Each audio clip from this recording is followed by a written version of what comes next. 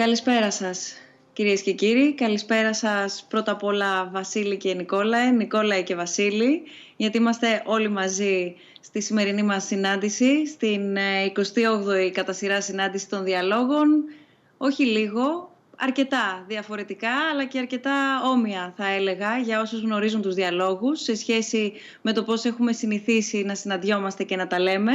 Θέλω λοιπόν να συστήσω σε όλους και όλες σας, αν και τους γνωρίζετε ήδη, τους δύο συνομιλητές μας σήμερα στους διαλόγους του Απριλίου και για την ακρίβεια στους διαλόγους αυτής της περίοδου. Θα σας εξηγήσω λίγο αργότερα τι εννοώ. Είναι ο Νικόλαος Χριστάκης και ευχαριστούμε πάρα πολύ για τη σύνδεση. Ο καθηγητής κοινωνικών και φυσικών επιστημών που πολλές φορές και μάλιστα και το τελευταίο διάστημα έχει τοποθετηθεί δημόσια με αφορμή όλη αυτή τη νέα συνθήκη την οποία όλοι καλούμαστε να γνωρίσουμε πρώτα απ' όλα και ταυτόχρονα να συγχρονιστούμε με αυτή τη νέα συνθήκη. Και αργότερα ίσως και να την κατανοήσουμε. Δεν ξέρω, προσωπικά έχω πάντως πάρα πολλά ερωτήματα και πάρα πολλά άγνωστα σημεία σε αυτή τη νέα συνθήκη. Καλώς ήρθες, Νικόλε, αν μου επιτρέπεις τον Ενικό. Ευχαριστούμε πάρα πολύ για τη σύνδεση. Ευχαριστώ πάρα πολύ και εγώ. Είναι ο Βασίλης Κεκάτος, ο Έλληνας σκηνοθέτης, τον οποίο οι περισσότεροι εξ ημών γνωρίσαμε με την πάρα πολύ σημαντική διάκριση που έλαβε μέσω της ταινίας του, ταινία μικρού μήκους, η οποία ασχολείται με την απόσταση. Όμως, όπως έχω παρακολουθήσει να λες και όσοι έχουμε παρακολουθήσει, Βασίλη, αν μου επιτρέπεις επίσης τον Ενικό να λες, απασχολεί ευρύτερα η απόσταση, η ανθρώπινη απόσταση και όχι απαραίτητα η απόσταση που μπορεί να προκαλείται για ιδιαίτερους λόγους ή για πολύ συγκεκριμένους λόγους και συγκεκριμένες συνθήκες κάθε φορά. Οπότε, δεδομένου ότι βιώνουμε μία συνθήκη αποστασιοποίησης, νομίζω ότι έχεις να κομίσεις πάρα πολλά σε αυτή τη συζήτηση και να απαντήσεις ενδεχομένως ή να αυξήσεις τα ερωτήματα, γιατί νομίζω ότι γεννά πάρα πολλά ερωτήματα όλη αυτή η περίοδος σε όλους μας. Καλώς ήρθες και σε ευχαριστούμε πάρα πολύ για τη σύνδεση και εσένα. Εγώ σας ευχαριστώ πολύ. Σας ευχαριστώ πολύ. Έλεγα νωρίτερα ότι συναντιόμαστε κάπως διαφορετικά, αλλά συναντιόμαστε. Και νομίζω ότι αυτό είναι το σημαντικότερο, ότι οι διάλογοι είναι εδώ, οι συζητήσεις είναι εδώ, ενδεχομένως να είναι εδώ και πολύ περισσότερο από ό,τι ήταν πριν, αν κρίνει κανείς από την προσωπική του ζωή, αν κρίνει κανείς από τα σπίτια μας, αν κρίνει κανείς από τα τηλέφωνά μας, αν κρίνει κανείς από τις οθόνες μας. Γιατί νομίζω ότι όλα αυτά αποτυπώνονται στην πλειοψηφία τους, στην καθημερινότητά μας μέσω μιας οθόνης. Καλό, κακό, σίγουρα καινούριο. Οπότε θα δούμε τι αυτό σημαίνει. Η τεχνολογία βοηθάει κατά πολλούς και εγώ αυτό πιστεύω. Τι θα κάναμε, λέμε, αν αυτό μας συνέβαινε 10, 15, 20 χρόνια πριν. Δεν ξέρω. Εδώ τίθονται πολλά ερωτήματα σε δεύτερη ανάγνωση, γιατί έρχεται και η έννοια για το μετά. Αν προετοιμαζόμαστε για κάτι για την επόμενη ημέρα. Οι διάλογοι σε κάθε περίπτωση συζητούν και προβληματίζονται κυρίως. Αυτό είναι στη φύση μας. Να έχουμε πάρα πολλές απορίες, να έχουμε πάρα πολλές ερωτήσεις και να προσκαλούμε ανθρώπους οι οποίοι έχουν τη διάθεση να συζητήσουν πάνω απ' όλα. Έχουν τη διάθεση ο ένας να ακούσει τον άλλον, να διαφωνήσει αν το επιθυμεί, γιατί το θεωρούμε και το ενθαρρύνουμε και όλα στον κόσμο, πρέπει να σας πω, να διαφωνούν οι συνομιλητές μεταξύ τους, να μην νιώθουν ταμπού για αυτό και να παρακολουθούμε όλοι μαζί με όλους εσάς που μας παρακολουθείτε μόνο διαδικτυακά, αλλά μας παρακολουθείτε και σας παρακολουθούμε και εμείς, γιατί περιμένουμε τις ερωτήσεις και τα σχόλιά σας. Όπως κάθε φορά, οι διάλογοι δεν αφορούν μόνο τους ομιλητές, δεν αφορούν μόνο όσους βρισκόμαστε σε αυτή τη συνθήκη της συζήτησης. Είναι πάντα ανοιχτές προς τον κόσμο όλες μας οι συζητήσεις. Είναι πάντα ελεύθερη η πρόσβαση για όλους και για όλες σας. Είτε φυσική παρουσία σε κάθε διαφορετικό σημείο που έχουμε συναντηθεί τα τελευταία 2 χρόνια, είτε στην Αθήνα είτε εκτός Αθήνας. Η 28η φορά μας βρίσκει λίγο διαφορετικά από την 27η. Αλλά είμαστε εδώ, το επαναλαμβάνω, γιατί έτσι νομίζω ότι θα πορευτούμε. Εδώ είμαστε για να συζητήσουμε. Εδώ είμαστε όλοι μαζί να δούμε, αν θέλετε, ο καθένας γύρω από τι προβληματίζεται, ο καθένας τι είναι εκείνο το οποίο έχει καταλάβει ή ξεχωρίσει ως ιδιαίτερο αυτής της περίοδου και κάπως νομίζω όλοι μαζί να ψηλαφίσουμε τη νέα κατάσταση για να μπορέσουμε να μάθουμε το τι ξημερώνει την επόμενη μέρα. Γιατί όλοι μας λένε ότι η επόμενη μέρα μάλλον δεν θα είναι έτσι όπως αφήσατε την τελευταία μέρα, εκεί γύρω στις 13 Μαρτίου ήταν για μένα προσωπικά, εκείνη η Παρασκευή και 13, που καθόλου προληπτική δεν είμαι με όλα αυτά. Πηγαίνω λίγο κόντρα και αγαπώ ό,τι θεωρείται γκαντεμιά. Αλλά ήταν η τελευταία μέρα, Νικόλα και Βασίλη. Από εκεί και πέρα μείναμε σπίτι μας, σταματήσαμε, είχαμε ήδη δειλά-δειλά αρχίσει να σταματάμε τις χειραψίες, κόψαμε τις αγκαλιές, δεν θέλαμε να ακούσουμε για φιλιά και νομίζω ότι όλα αυτά έχουν ενταθεί ακόμα περισσότερο παρά το γεγονός ότι επικοινωνούμε πολύ περισσότερο μέσω της τεχνολογίας με τρόπο που δεν το κάναμε τόσο πολύ στην καθημερινότητά μας το προηγούμενο διάστημα. Θέλω ένα πρώτο σχόλιο πάνω σε αυτό και από τους δυο σας. Και πώς βιώνετε πρωτίστως εσείς όλη αυτή τη συνθήκη της αποστασιοποίησης? Νίκο, παρακαλώ, αν θέλεις, ξεκινά εσύ. Εγώ που τα ελληνικά μου δεν είναι εξίσου καλά σαν τα δικά σας, θα με βάλετε εμένα πρώτο να μιλήσω. Κοιτάξτε, ένα πράγμα που θέλω να τονίσω είναι ότι παρόλο ότι πρέπει αυτή η αποστασιοποίηση να την κάνουμε έτσι να απομακρυνόμαστε έναν από τον άλλον τα σώματά μας. Δηλαδή πρέπει να είμαι μακριά από σένα. Αλλά αυτό δεν σημαίνει ότι πρέπει να είμαι μακριά από σένα, ας πούμε, ηθικά ή socially. Δηλαδή μπορώ να έχω αισθήματα προς εσένα, μπορώ να έχω σχέσεις με σένα, μπορώ να ενδιαφέρομαι για σένα. Όλα αυτά τα πράγματα συνεχίζουν παρόλα ότι αυτός ο ιός μας αναγκάζει αυτή τη στιγμή να έχουμε αυτή την αποστασιοποίηση που λέμε. Ένα άλλο πράγμα που ήθελα να τονίσω είχε ρωτήσει η Άννα στην αρχή, ότι τι θα κάναμε πριν από 15-20 χρόνια όταν δεν υπήρχε αυτή η τεχνολογία που εκμεταλλευόμαστε αυτή τη στιγμή. Κοιτάξτε, και τότε και πολύ παλιά, δηλαδή ακόμη και πριν από 2.500 χρόνια στην Αθήνα, όταν είχε γίνει πάλι μια επιδημία που ο Thucydides, πώς το λέμε αυτά, ο Έλληνας, Θηκευδίδης, πώς το λέμε αυτό το όνομα, που είχε περιγράψει την επιδημία. Τι? Ο Θουκυδίδης, μάλλον. Θουκυδίδης. Δεν είναι ακριβώς. Πώς το λέμε αυτό πάλι? Θουκυδίδης, ευχαριστώ. Ακόμη ο Θουκυδίδης είχε περιγράψει στην Αθήνα το 430 π.Χ. του Χριστού, πώς, ας πούμε, ο ένας έπρεπε να απομακρυνθεί από τον άλλον, να αποφεύγει από αυτή την αρρώστια. Αυτό που θέλω να πω όμως είναι ότι και στο παρελθόν, παρόλο ότι δεν υπήρχε αυτή η τεχνολογία που έχουμε τώρα και παρόλο ότι υπήρχε γνώση για την αποστασιοποίηση, οι άνθρωποι είχαν τις οικογένειές τους, είχαν τους φίλους τους, δηλαδή ζούσαν σε μικρά κόμματα και αυτό υπήρχε και αυτή η περίπτωση, ας πούμε, την οποία την έχουμε και ακόμα. Αυτά τα δύο πράγματα θα πω στην αρχή. Εγώ αυτό που θέλω να πω είναι ότι αρχικά έχει κάτι το ηρωνικό όλο αυτό που συμβαίνει τώρα με την κοινωνική απομόνωση, ας πούμε, διότι σκέφτομαι ότι κατά βάση στη ζωή μας θεωρούμε την απομόνωση και την ιδιωτικότητα ως ένα τρομερό είδος πολυτέλειας και μια ζωή πληρώνουμε γι' αυτό, πληρώνουμε κάτι παραπάνω γι' αυτό, για να έχουμε ένα σπίτι μόνοι μας, για να πάρουμε ένα μεγάλο δωμάτιο μονόκλινο, ας πούμε, σε ένα ξενοδοχείο ή οτιδήποτε. Και πράγματα γενικά. Και όλοι λέγαμε εξής. Υπήρχε αυτή η αίσθηση ότι ο άνθρωπος θέλει την ησυχία του και θέλει την ηρεμία του και θα πληρώσει, ας πούμε, όσο για να την αποκτήσει. Και τώρα που την έχουμε σε αυθονία, έχουμε αντιληφθεί μάλλον τη ματαιότητά της και αυτό θεωρείται έχει κάτι ηρωνικό, αλλά και κάτι αισιόδοξο. Νομίζω, τουλάχιστον. Και από την άλλη, όσον αφορά στην τεχνολογία που ανέφερες, Άννα, ενώ πράγματι μας βοηθάει πάρα πολύ και μπαίνουμε σε διαδικασία πάρα πολλών Skype και Zoom και γενικά όλων αυτών των εφαρμογών, ας πούμε, να τις χρησιμοποιούμε κατά κόρον τώρα για να επικοινωνήσουμε, εγώ, απ' την άλλη, προσωπικά έχω ανακαλύψει ξανά τις αρετές του τηλεφώνου. Θα το είχαμε και πριν 10 χρόνια και πριν 60 χρόνια. Αν γινόταν μια αντίστοιχη κατάσταση. Δηλαδή, το να μην βλέπεις τον άλλον, να μην τον βλέπεις, ξέρεις, με ψηφιδωτό, ας πούμε, από τα pixels και απλώς να επικεντρώνεσαι στη φωνή του, έχει κάτι πολύ καθησυχαστικό. Και εγώ αισθάνομαι πολύ μεγαλύτερη θαλπορή να μιλήσω με έναν άνθρωπο που θέλω στο τηλέφωνο, ας πούμε, παρά να τον δω σε μια βιντεοκλήση ή οτιδήποτε.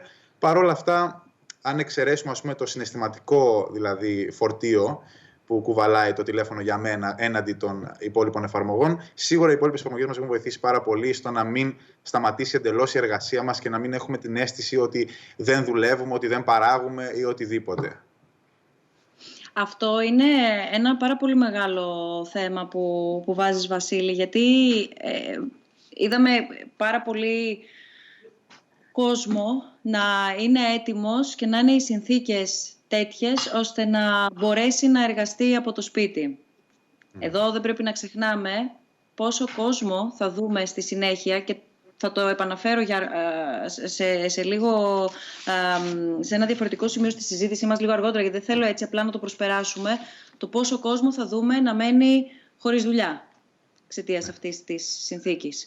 Ακριβώς διότι οι επιχειρήσεις έχουν κλείσει, ακριβώς διότι ολόκληροι κλάδοι έχουν πληγεί, οπότε εδώ πέρα έχουμε σίγουρα όχι πλήγμα, αλλά γερούς κραδασμούς στα θεμέλια ολόκληρης της κοινωνίας, γιατί έρχεται το κοινωνικό-οικονομικό, έχει αυτό το κοινωνικό μπροστά κύμα, το οποίο ήδη έχει αρχίσει να φαίνεται το τι φέρνει. Ωστόσο, θα έλεγα ότι προσωπικά τουλάχιστον, παρά το γεγονός ότι δουλεύω πάρα πολύ και με βοηθάει πάρα πολύ η τεχνολογία, νιώθω ευγνωμοσύνη για την τεχνολογία, γιατί μπορώ και επικοινωνώ, μπορώ και πιάνω λίγο καλύτερα το νήμα από εκεί που το άφησα φυσική παρουσία όταν αυτό διεκόπη και διεκόπη και λίγο απότομα. Αλλά ένιωσα ξαφνικά και έναν βομβαρδισμό μηνυμάτων ότι πρέπει να μείνουμε στο σπίτι. Και ναι, βεβαίως, εδώ έρχονται όλοι οι επιστήμονες και εξηγούν γιατί πρέπει να μείνουμε στο σπίτι. Όμως, ταυτόχρονα, μία παρουσίαση συνθήκης ότι όλα είναι τέλεια στο σπίτι. Όταν λέω ότι παρουσιάστηκαν όλα σαν να είναι τέλεια στο σπίτι, μακριά από μένα δεν εννοώ ότι το σπίτι μας δεν είναι καλό και ότι ξαφνικά κάποιοι μας λένε ότι είναι καλό. Αλλά είδα μία προσπάθεια να πείσουμε τους εαυτούς μας ότι δεν έχει αλλάξει τίποτα. Σαν δηλαδή να θέλουμε να πιστέψουμε ότι ολόκληρη η κοινωνία χωράει μες στο σπίτι μας. Όλα μπορούν να είναι τέλεια μέσα στο σπίτι μας.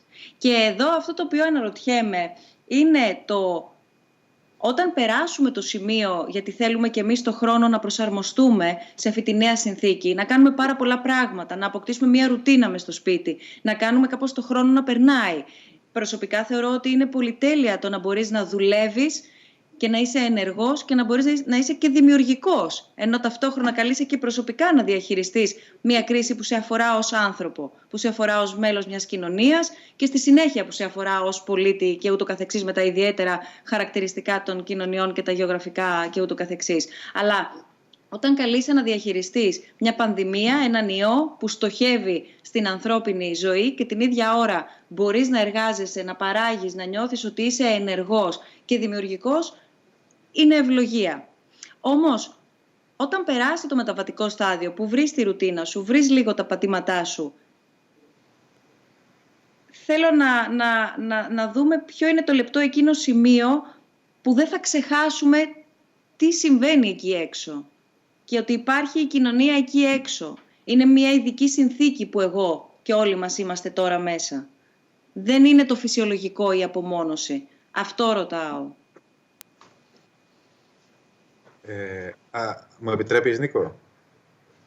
Έχω μία ιδέα, αλλά πήγαινε πρώτα εσύ για να μάθω και τα ελληνικά που θα χρειαστώ, να εκφραστώ. Ναι. Αρχικά θέλω να πω ότι έθιξες πολλά και εν τέλει δεν ρώτησες ένα πράγμα, αισθάνομαι τουλάχιστον. Δηλαδή ξεκίνησες λέγοντας ότι είμαστε ευλογημένοι εντός εγγών, μπορούμε και εργαζόμαστε από το σπίτι και αυτά. Και αυτό πιθανότητα ισχύει σε ένα... Μπορεί να είναι και πλειοψηφία, δεν ξέρω. Σίγουρα ανήκουμε εμείς σε αυτή την ομάδα ατόμων, τους προνομιούχους, που μπορούμε να κάνουμε τη δουλειά μας ίσως από απόσταση. Μπορεί όχι ολοκληρωτικά, αλλά μπορούμε να κάνουμε ένα κομμάτι της, ας πούμε. Απλώς σκέφτομαι όλους τους ανθρώπους που δεν μπορούν να την κάνουν και νομίζω ότι εκεί έχει μεγαλύτερο ενδιαφέρον να εστιάσουμε, τουλάχιστον από τη δική μου σκοπιά, τους ανθρώπους αυτούς που η δουλειά τους είναι κατά ανάγκη έξω. Δηλαδή δεν μπορούν να την κάνουν από το σπίτι, δεν είναι δημοσιογράφοι, δεν είναι καλλιτέχνες, δεν είναι ίσως καθηγητές ή ιατροί. Οι ιατροί προφανώς δεν μπορούν, αλλά θέλω να πω για όλους αυτούς τους ανθρώπους που πρέπει να είναι έξω και δεν ξέρω τι να πω, ας πούμε. Αισθάνομαι οριακά ενοχές που εγώ μπορώ να την κάνω τη δουλειά μου έτσι και να συνεχίσω να τρέφω αυτή την ψευδαίσθηση ότι είναι κανονικά τα πράγματα. Δηλαδή δεν μου αρέσει που είναι έτσι κανονικά τα πράγματα. Δεν ξέρω αν θα προτιμούσα να μην είναι και για μένα, αλλά στην ουσία νομίζω ότι αυτό είναι που θα πρέπει να σκεφτούμε στην πορεία. Πώς μπορεί να γίνει για όλους τους ανθρώπους, αν μη τι άλλο, κάτι, ώστε να μπορούν να μην χάνουν τη δουλειά τους σε μια τέτοια συνθήκη, που από ό,τι αντιλαμβάνομαι και από ό,τι διαβάζω, όπως όλοι μας πιθανότατα, μπορεί να γίνει μια ρουτίνα αυτό στην πορεία. Μπορεί να υπάρχουν επιδημίες, δηλαδή πλέον δεν είναι ένα σενάριο επιστημονικής φαντασίας, αλλά είναι κάτι το οποίο ζούμε τώρα. Και φαντάζομαι, όπως δεν ήταν η πρώτη, δεν θα είναι η τελευταία φορά και λένε ότι και η συχνότητα θα μεγαλώσει σε κάτι τέτοιο. Οπότε νομίζω ότι πιο πολύ πρέπει να εστιάσουμε στο πώς θα μπορούμε να χτίσουμε δομές, έτσι ώστε και άλλα επαγγέλματα να γίνονται με κάποιο τρόπο ηλεκτρονικά, ή δεν ξέρω, ίσως αυτό ας πούμε περισσότερο θα με αφορούσε εμένα. Απλά μόνο για να το διευκρινίσω και Νικόλα, έρχομαι αμέσως σε σένα. Δεν επικεντρώθηκα σε αυτό που ενδεχομένως έγινε αντιληπτό, Βασίλη. Ουσιαστικά αναφέρθηκα στην περίπτωση των ανθρώπων που όχι απλά δεν μπορούν να δουλέψουν εξ αποστάσεως, που πιθανότατα θα βρεθούν στην ανεργία και χωρίς δουλειά αύριο, που είναι ακόμα χειρότερο. Και εκεί θα επιστρέψουμε και στη συνέχεια, ακριβώς γιατί θέλω να μείνουμε. Το άλλο κομμάτι στο οποίο δεν αναφέρθηκα είναι οι άνθρωποι εκείνοι οι οποίοι επίσης πρέπει να μείνουν μέσα, αλλά την ίδια ώρα πρέπει να είναι έξω για να μείνουμε εμείς ασφαλείς μέσα. Και η τρίτη περίπτωση στην οποία αναφέρθηκα και ουσιαστικά έθεσα το ερώτημά μου είναι τι γίνεται για όλους τους υπόλοιπους, οι οποίοι μένουμε με τον ένα ή με τον άλλο τρόπο μέσα και κινδυνεύουμε. Αυτό είναι το ερώτημά μου. Εάν κινδυνεύουμε, να ξεχάσουμε τι είναι το έξω, με την ευκολία, αν θέλετε, και σε συνδυασμό με την όποια συνήθεια αποκτούμε και καλλιεργούμε με το μέσα. Και αυτή την ευκολία της δικτύωσης μέσω της τεχνολογίας. Νικόλε. Ωραία. Όχι, εγώ απλώς θα έλεγα, θέλω να προσθέσω μία ιδέα εδώ σε αυτή τη συζήτηση που έχουμε αυτή τη στιγμή, είναι ότι αυτό το γεγονός ότι ζούμε μόνοι μας αυτή τη στιγμή ή σε μικρές ομάδες, ας πούμε, δεν είναι από άποψη της εξέλιξής μας, δεν είναι παράλογο. Δηλαδή, πρέπει να πάρουμε χαμπάρι ότι το γεγονός ότι ζούμε όπως ζούμε τώρα στην Αθήνα, ας πούμε, στη Θεσσαλονίκη, στο Ηράκλειο, που υπάρχει πολλής κόσμος μαζί και υπάρχει how do you say a modern economy. How do you say modern economy? Η μοντέρνα οικονομία. Η μοντέρνα οικονομία, ναι. Υπάρχει η μοντέρνα οικονομία. Ναι, αυτά πρέπει να πάρουμε χαμπάρι ότι αυτά είναι πράγματα που έχουμε εφαρμόσει εμείς στα περασμένα 500 χρόνια, στα περασμένα 1000 χρόνια, στα περασμένα 10.000 χρόνια. Στο παρελθόν, πριν από αυτό, ζούσαμε σε μικρές ομάδες. Και πρώτον. Και το δεύτερο πράγμα που ήθελα να πω είναι ότι κατά κάποιο τρόπο και ακόμη πριν από 200 χρόνια οι αγρότες, οι άνθρωποι που φτιάχνουν πράγματα με τα χέρια τους, πάλι ζούσαμε τότε σε μικρές ομάδες. Οπότε αυτό που μας βλάπτει ο ιός, αυτό που μας χαλάει, είναι η modernity, είναι το γεγονός ότι ζούμε όπως ζούμε τώρα, στο 21ο αιώνα, ας πούμε. Και δεν λέω ότι δεν είναι τίποτα, δεν λέω ότι, ας πούμε, δεν πρέπει να το πάρουμε στα σοβαρά, δεν λέω ότι δεν έχουμε χάσει τίποτα καθόλου. Απλώς τονίζω ότι κατά κάποιο τρόπο είναι γεγονότα της φύσης μας, της εξέλιξής μας, τα οποία αυτός ο ιός δεν χτυπάει. Θέλω να πω ένα πράγμα γι' αυτό. Όπως? Άμα μπορώ να εκφραστώ καλά.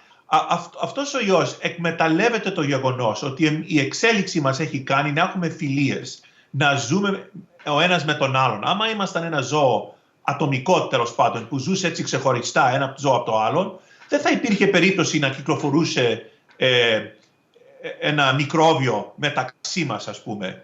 Είναι ακριβώς το γεγονός ότι ζούμε μαζί που εκμεταλλεύεται ο ιός. Και ακριβώς αυτό το όπλο έχουμε εμείς τώρα, που κάνουμε κάτι το οποίο δεν είναι φυσικό, να απομακρυνόμαστε ο έναν από τον άλλον τελείως, ας πούμε, όχι απλώς στο μέσος όρο που περιγράφαμε πριν από μια στιγμή, και εκμεταλλευόμαστε εμείς αυτό, δηλαδή προσπαθούμε να σταματήσουμε κάτι το οποίο είναι πολύ φυσικό, να αγκαλιαζόμαστε, να φιλιόμαστε, να κουμπάει ο ένας τον άλλον, να ζούμε μαζί, να έχουμε φιλικές σχέσεις και όχι μόνο σεξουαλικές σχέσεις, το οποίο είναι πολύ σπάνιο στα ζώα. Εμείς το κάνουμε και μόνο ορισμένα άλλα ζώα έχουν φίλους, όπως έχουμε εμείς.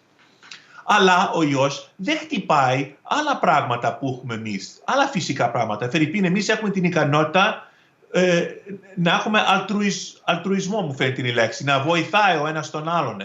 Και επίσης έχουμε την ικανότητα να μαθαίνει ο ένας τον άλλον. Δηλαδή έχουμε την ικανότητα, εγώ μπορώ να διαβάσω τι κάνουν οι Κινέζοι, τι κάνανε οι Ιταλοί να αντιμετωπίσουν αυτό το ιό, τι κάνανε στο παρελθόν όταν υπήρχαν επιδημίες, φερρυπίν.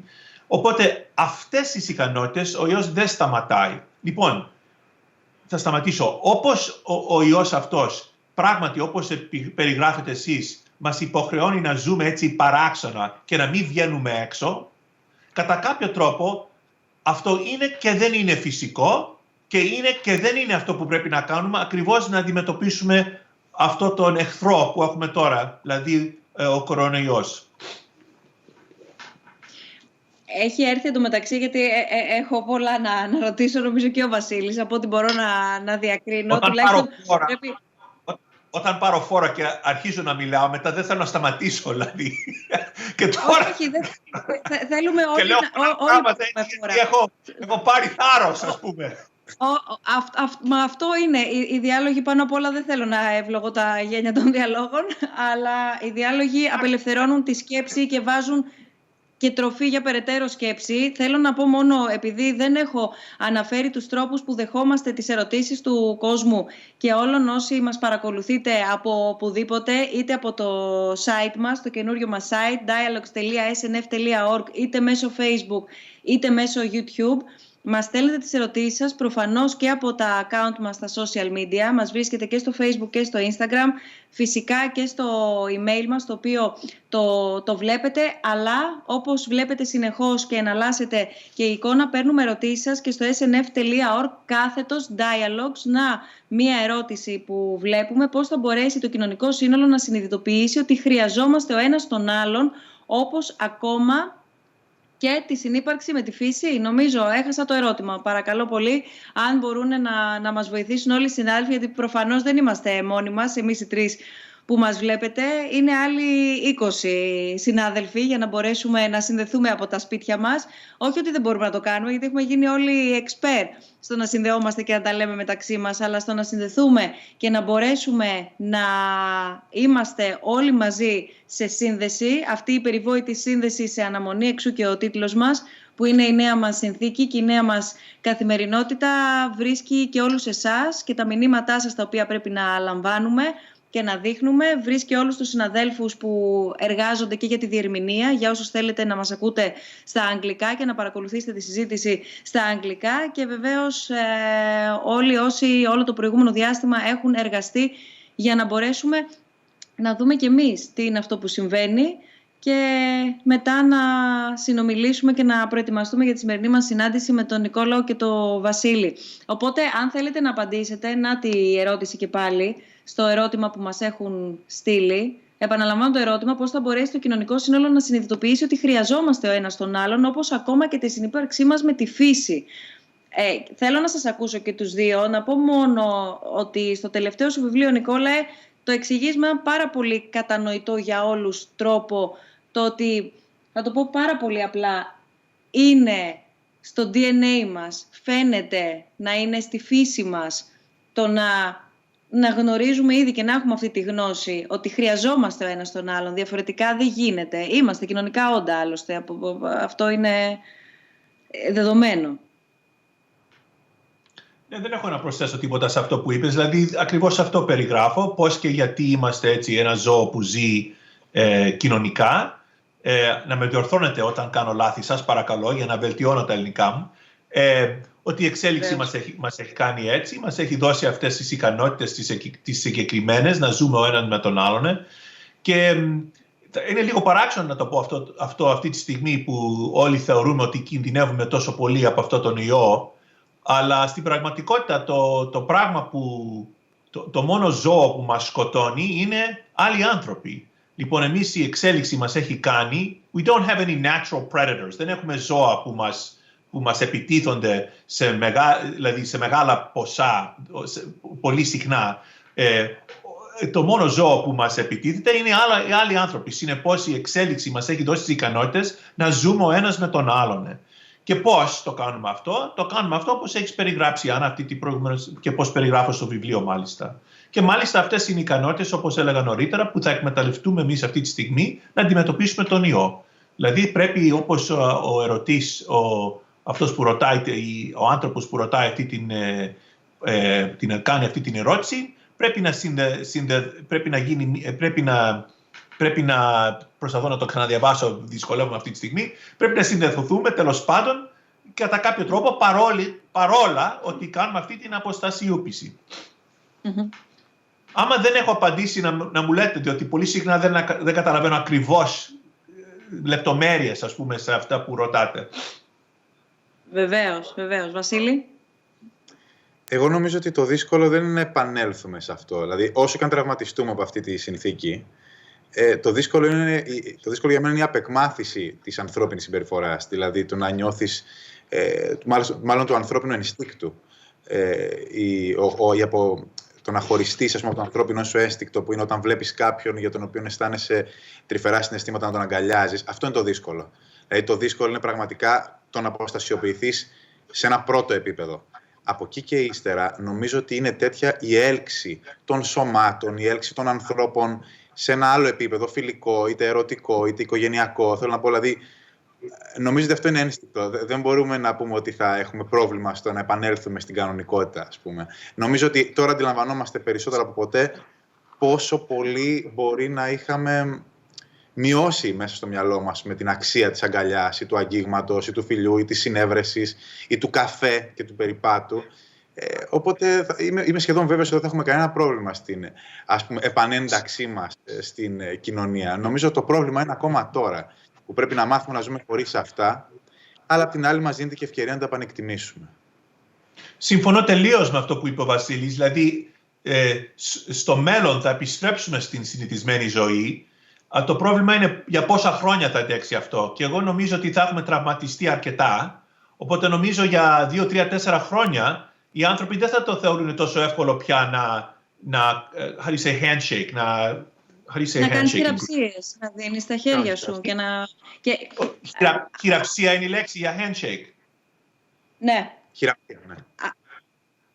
Ναι, αυτό μάλιστα πολλές φορές, συγγνώμη για τη διακοπή, πολλές φορές εγώ αναρωτιέμαι πώς αυτό γίνεται να αλλάξει. Ακούμε για παράδειγμα και τον Φαούτσι από την Αμερική, που αντίστοιχα ενημερώνει και δίνει την εικόνα με τα νεότερα δεδομένα, να λέει ότι καλό θα είναι να ξεχάσουμε τις χειραψίες με το που βγούμε έξω και σταδιακά, εν πάση περιπτώσει, επανέλθουμε. Και εγώ αναρωτιέμαι μέσα στο δικό μου μυαλό πόσο ο άνθρωπος θα μπορέσει να κάνει αυτή τη μετάβαση και γιατί να την κάνει αυτή τη μετάβαση όταν πολλές φορές λέμε ότι η χειραψία κρίνει έναν άνθρωπο. Μου έδωσε δυνατά το χέρι του, είχε ζεστή χειραψία ή ήταν μια πολύ χλιαρή χειραψία και αυτό επηρέαζε και την πορεία της σχέσης, επηρέαζε την πορεία της συνομιλίας, επηρέαζε τη χημεία. Ναι, κοιτάξτε, συμφωνώ. Συμφωνώ με σένα. 2, πιστεύω ότι θα επιστρέψουμε στις χειραψίες σε 5-10 χρόνια. Απλώς λέω ότι στα ερχόμενα 2, 3, 4, δηλαδή συμφωνώ με τον Βασίλειο ότι όταν θα επανέλθουμε στην συνηθισμένη ζωή, απλώς λέω ότι δεν θα γίνει γρήγορα κατά τη γνώμη μου. Και είναι ορισμένα πράγματα τα οποία ίσως θα εγκαταλείψουμε τελείως. Φερρυπίν, δεν ξέρω αν θα μπορέσω να το εξηγήσω αυτό, θα με βοηθήσετε λίγο στα ελληνικά. Δεν ξέρω άμα θυμόσαστε ή έχετε προσέξει ποτέ στα western, στην Αμερική παλιά τέλος πάντων, σε εκείνη την εποχή, υπήρχαν πράγματα μέσα στα saloons, ξέρεις, τα μπαρ, ας πούμε, που λέγεται spittoon. Ένα βάζο στο οποίο μπορεί ο άνθρωπος να φτύσει. Δεν ξέρω πώς το λέμε αυτό στα ελληνικά. Πώς το λένε το spittoon στα ελληνικά. Πώς το λένε, Βασίλη? Για κάποιο λόγο πτυελοδοχείο. Τι ξαναπες το? Είναι δύσκολο. Πτυελοδοχείο.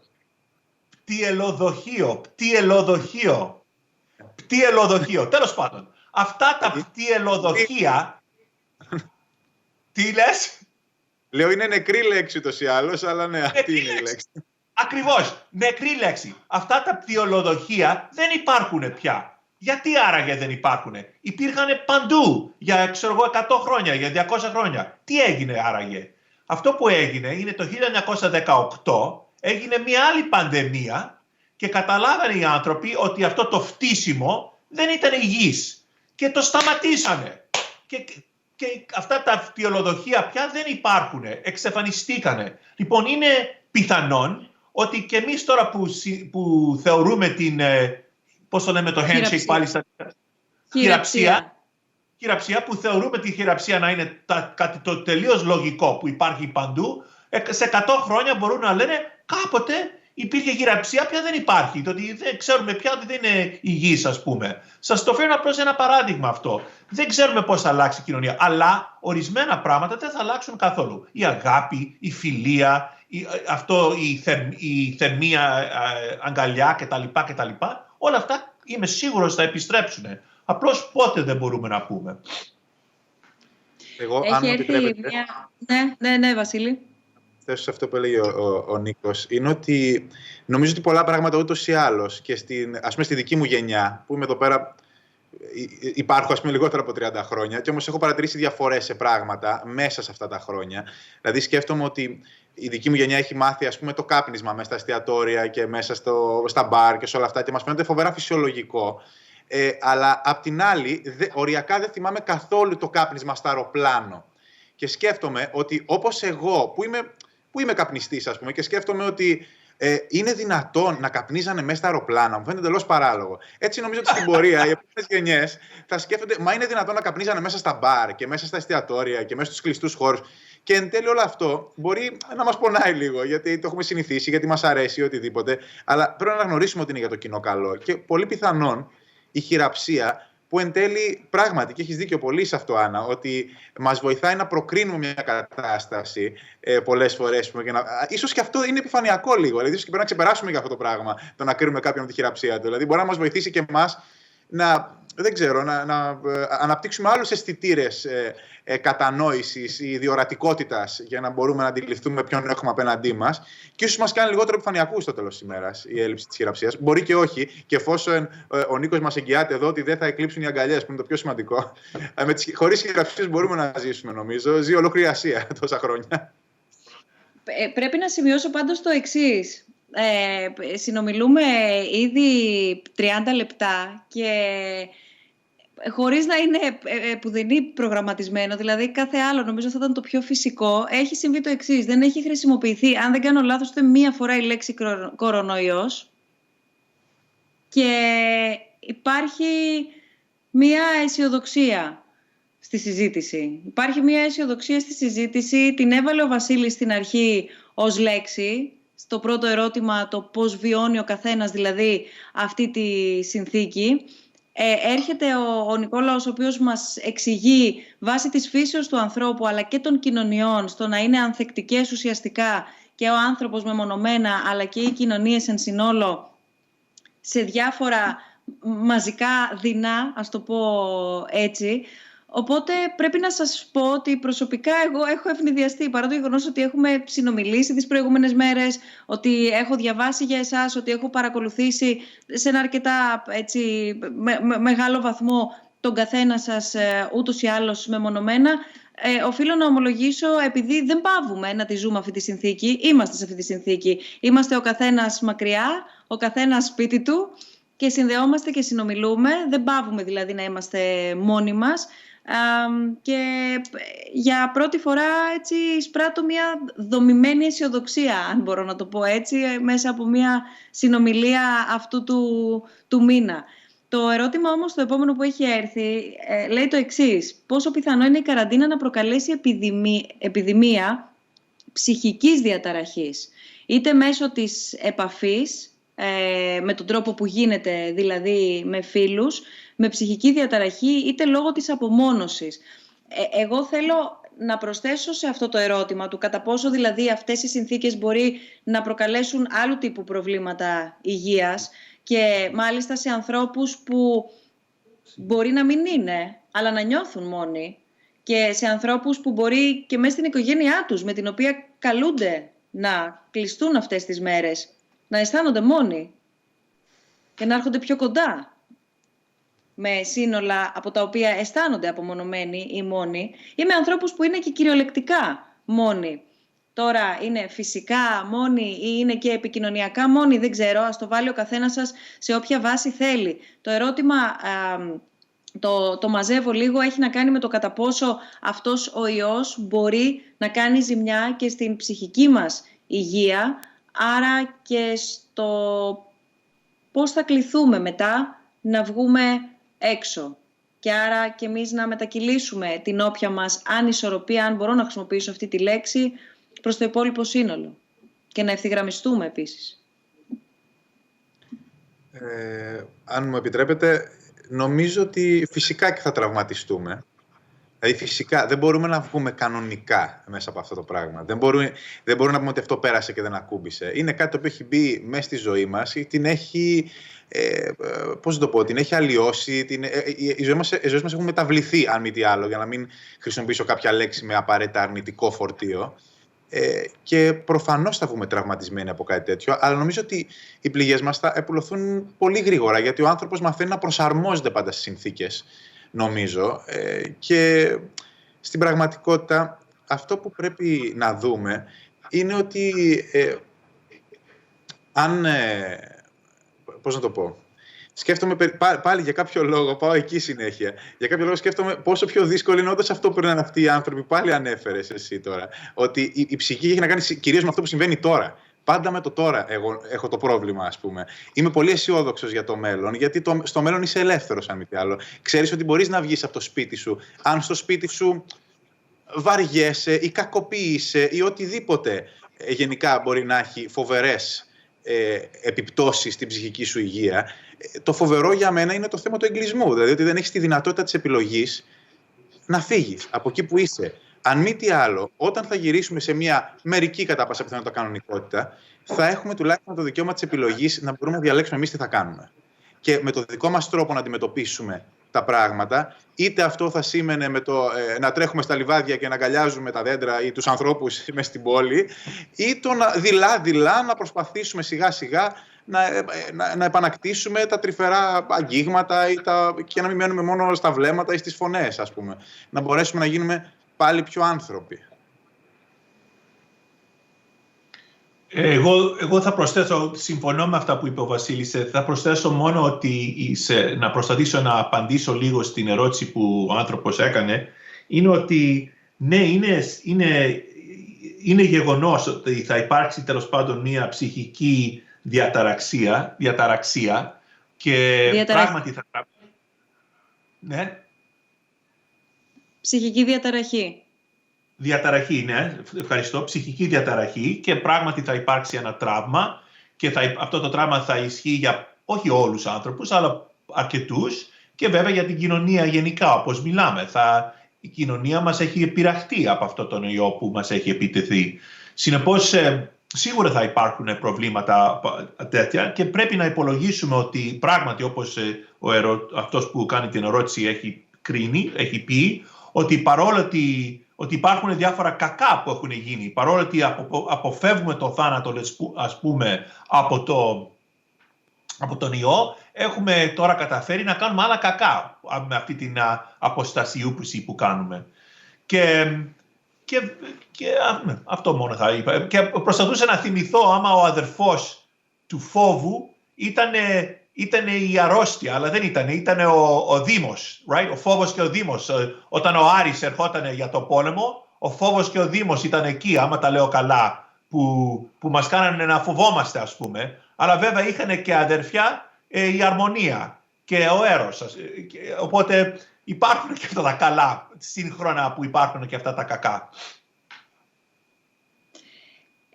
το επόμενο ερώτημα το βάζω κατευθείαν στη συζήτηση, γιατί σκεφτόμουν και αναρωτιόμουν, όπως εδώ πέρα μας στέλνει όποια μας παρακολουθεί, εάν οι δύσκολες στιγμές μας ενώνουν, αν μας φέρνουν πιο κοντά, όπως για παράδειγμα γίνεται στον πόλεμο. Μία λέξη την οποία αρκετοί έχουν χρησιμοποιήσει για να αποδώσουν ίδια χαρακτηριστικά με αυτό που ζούμε τώρα, και αρκετοί έχουν έρθει ενάντια σε αυτό το χαρακτηρισμό για να μην πέφτουμε σε τέτοιου τύπου λεκτικά και νοήματος σφάλματα. Λέει όμως το ερώτημα ότι εάν τελικά αυτές οι δύσκολες στιγμές σε βάση περιπτώσει μας ενώνουν και μας φέρουν πιο κοντά, όπως τον πόλεμο, μήπως γίναμε όλοι πιο ανθρώπινοι? Πιστεύετε ότι από την τραυματική εμπειρία που είχαμε θα μείνει κάτι από όλο αυτό, ή πάλι θα επιστρέψουμε στον εγωκεντρισμό μας, στο τρέξιμο για το χρήμα, για τις προσωπικές μας ανάγκες? Στις γενιές των πολέμων άφησε κάτι αυτό? Άρα εδώ νομίζω ότι αυτό το ερώτημα είναι πάρα πολύ εύστοχο, γιατί βάζει μέσα τον εγωκεντρισμό που ανέφερε ο Βασίλης νωρίτερα, που ήταν στο στόχαστρο και είναι ενδεχομένως, στο τρέξιμο για το χρήμα και τις προσωπικές ανάγκες, αλλά αναφέροντας και το υποερώτημα το εάν στις γενιές των πολέμων άφησε κάτι αυτό, μπορούμε ενδεχομένως μέσω της ικανότητας του ανθρώπου, όπως αναφέρεις Νικόλα, που μεταξύ των ικανοτήτων του είναι η μάθηση και η συνεργασία, άρα βλέπω και μαθαίνω τι έχει συμβεί και μπορώ και εγώ να προετοιμαστώ κάπως καλύτερα για το μέλλον. Έχει ενδιαφέρον να σας ακούσουμε και τους δύο.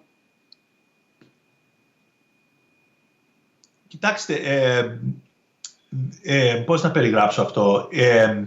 Πρώτα απ' όλα, δεν είναι γεγονός ότι ο πόλεμος και οι άλλες δυσκολίες που αντιμετωπίζουμε σαν κοινωνία υποχρεωτικά μας κάνει να είμαστε, να δουλεύουμε καλύτερα μαζί, γιατί πολύ συχνά βέβαια και ο πόλεμος προκαλεί όχι απλώς αυτός ο αλτρουισμός και η συγκέντρωση που περιγράφει η ερώτηση, αλλά επίσης προκαλεί κακές πράξεις, φερειπίν. Ότι ο ένας σκοτώνει τον άλλον. Μπορούμε να θυμηθούμε, φερειπίν, και ακόμη στην Ελλάδα μετά από τον Δεύτερο Παγκόσμιο Πόλεμο, όταν είχε γίνει the Civil War. I don't know what the word for civil war is in Greek. Ο εμφύλιος. Όταν οι Έλληνες κάνανε μάχη μεταξύ τους μετά από τον Δεύτερο Παγκόσμιο Πόλεμο. Αυτές οι πληγές δεν εύκολα περνάνε και θυμούνται οι άνθρωποι.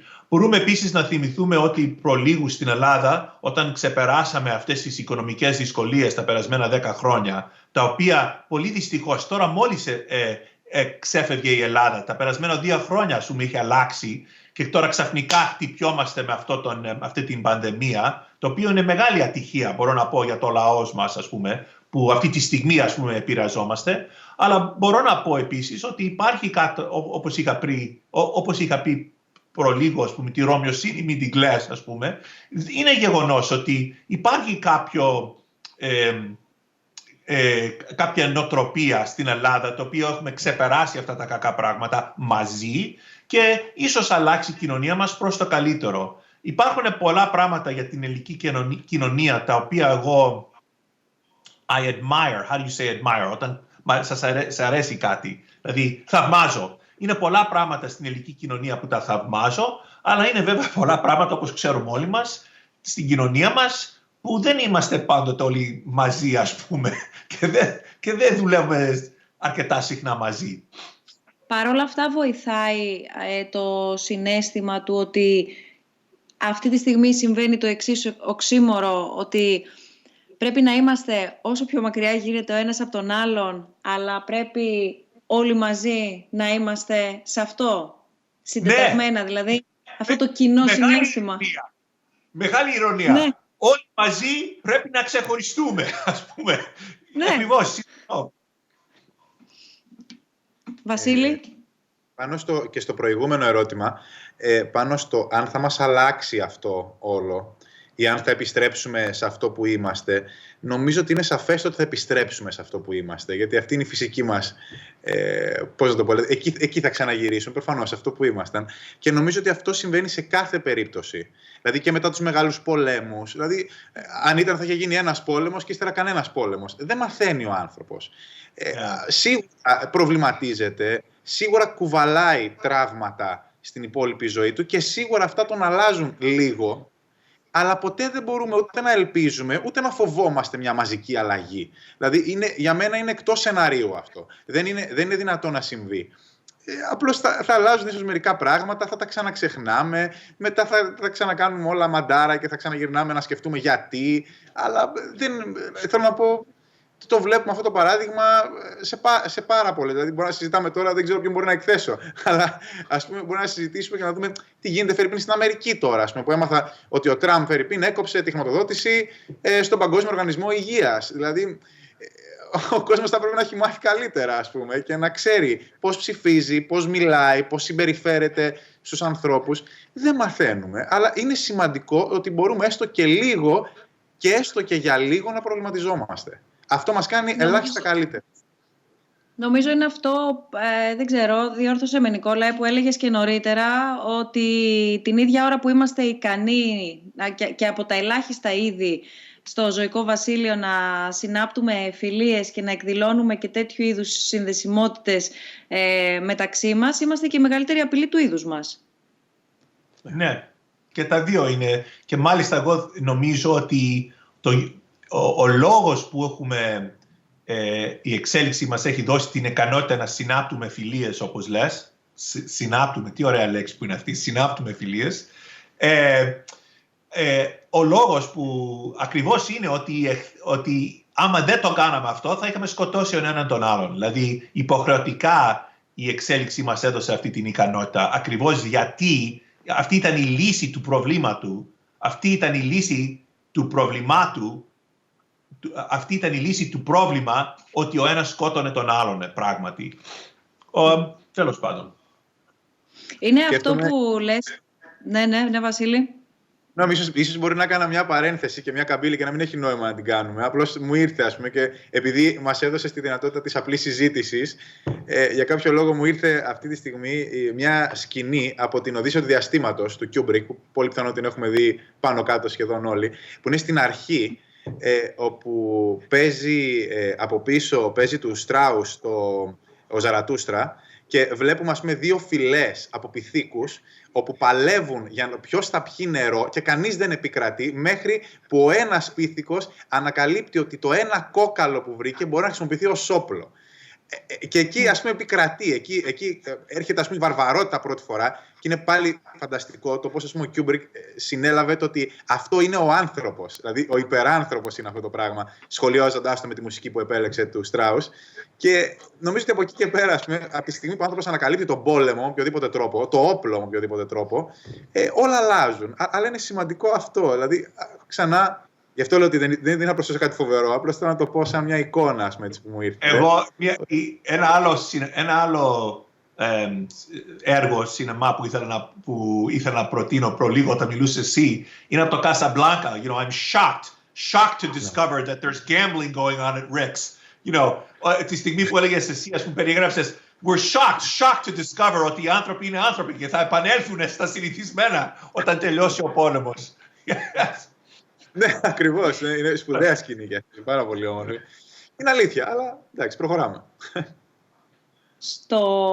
Στο βιβλίο, αν το θυμάμαι καλά, γιατί όλο αυτό που περιγράφεται τώρα έχει να κάνει και με το είδος των σχέσεων που έχουμε με τους ανθρώπους, οι οποίοι ξαφνικά μας λείπουν όλοι, αλλά μάλλον τελικά δεν μας λείπουν όλοι, αλλά ίσως μας λείπει λίγο να κατανοήσουμε το πώς βλέπουμε τον καθένα, άρα πώς βλέπουμε και την κοινωνία, άρα πώς βλέπουμε και τον εαυτό μας σε σχέση με τους άλλους. Θέλω να πω ότι όλη αυτή η διαδικασία, αργά ή γρήγορα, με τον πιο άνετο και ανέμακτο ή κατά κύριο λόγο με τον πιο εμπόδινο τρόπο, θα μας φέρει αντιμέτωπους με τους εαυτούς μας. Yes, I agree. I think, and νομίζω ότι, άμα κατάλαβα σωστά αυτά που είπες, Άννα, νομίζω ότι πράγματι αυτή η καραντίνα που αντιμετωπίζουμε τώρα, αυτή την εμπειρία που έχουμε τέλος πάντων αυτή τη στιγμή, προκαλεί ο κάθε άνθρωπος να σκεφτεί λίγο τι άνθρωπος είναι, τι σόι άνθρωπος είναι, τι ικανότητες έχει, τι θέλησης έχει, τι καλοσύνες μπορεί να προσφέρει. Οπότε ναι, είναι ευκαιρία ο κάθε ένας από εμάς να μελετήσει λίγο τη ζωή του. Άμα κατάλαβα καλά αυτά που είπες, δεν ξέρω άμα το κατάλαβα καλά. Ναι, ουσιαστικά ότι όλη αυτή η έλλειψη που έχουμε των υπολείπων ανθρώπων, της φυσικής παρουσίας μας και συνύπαρξής μας με τους άλλους ανθρώπους, δεν μας δείχνουν μόνο το πού πήγαν όλοι οι άλλοι, λίγο μας υπενθυμίζουν ότι είσαι και εσύ εδώ και εσύ είσαι ο εαυτός σου. Πρέπει να έρθουμε λίγο και αντιμέτωποι μέσω αυτής της διαδικασίας και με το ποιοι είμαστε εμείς οι ίδιοι και με το ποιος είναι ο εαυτός μας. Άρα και οι ευθύνες μας προς το κοινωνικό σύνολο, όχι μόνο για να κρατήσουμε εμείς αυτή την πληροφορία. Απλά θεωρώ ότι από εκεί κάνουμε ακριβώς την αρχή. Αυτό.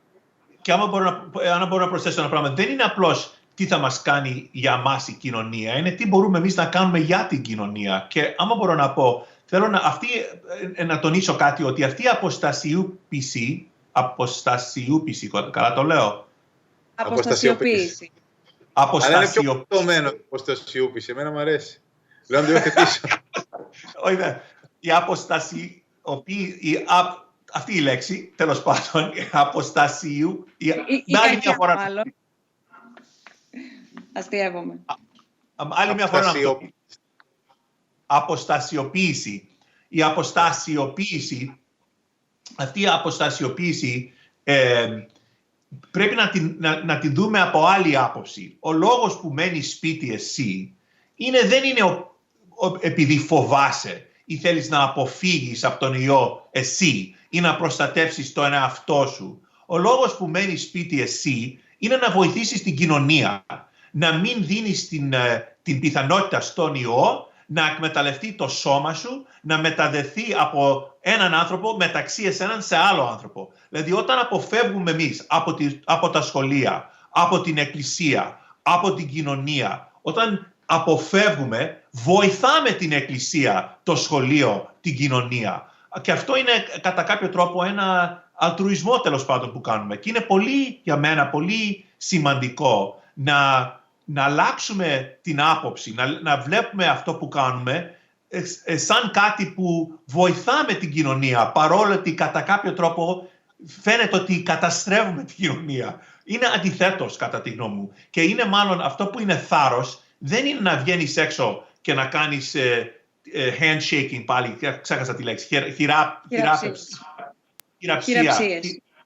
χειραψίες. Αυτό δεν είναι θάρρος, να βγαίνεις και να κάνεις χειραψίες ή να προσπαθείς να αποδείξεις εγώ δεν φοβάμαι τον ιό. Ή ότι εγώ βγαίνοντας αποδείχνω ότι είμαι καλός προς την κοινωνία. Είναι ακριβώς αντιθέτως κατά τη γνώμη μου. Και νομίζω επίσης ότι άμα καταφέρουμε να κάνουμε αυτή τη φιλοσοφία, την αλλαγή, πώς βλέπουμε το θέμα, θα το κάνει επίσης πιο εύκολα να το κάνουμε αυτό, να μείνουμε σπίτι. Αν με επιτρέπετε, πάνω σε αυτό... Με συγχωρείς μόνο, Βασίλη, να πω μόνο ότι πάνω ακριβώς σε αυτό το οποίο μας περιέγραψε τώρα ο Νικόλαος, όχι απλά είδαμε αρκετούς να το κάνουν. Έδωσαν το παράδειγμα ηγέτες κρατών. Έδωσαν το παράδειγμα ηγέτες χωρών.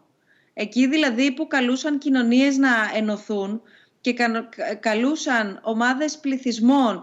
Και το προηγούμενο ερώτημα, αν μπορούμε να το δούμε παρακαλώ και να το επαναλάβουμε αυτό το ερώτημα, αλλά αν μπορούμε να δούμε το προηγούμενο ερώτημα που είχε έρθει, γιατί αναφερόταν στις διαφορετικών ταχυτήτων πολιτικές και στα κλειστά σύνορα. Τα κλειστά σύνορα πρακτικά για τα ταξίδια μπορεί νομίζω να αντιληφθεί κανείς γιατί οι μετακινήσεις των πληθυσμών ενδεχομένως περιορίστηκαν, αλλά όλη αυτή η από τη μία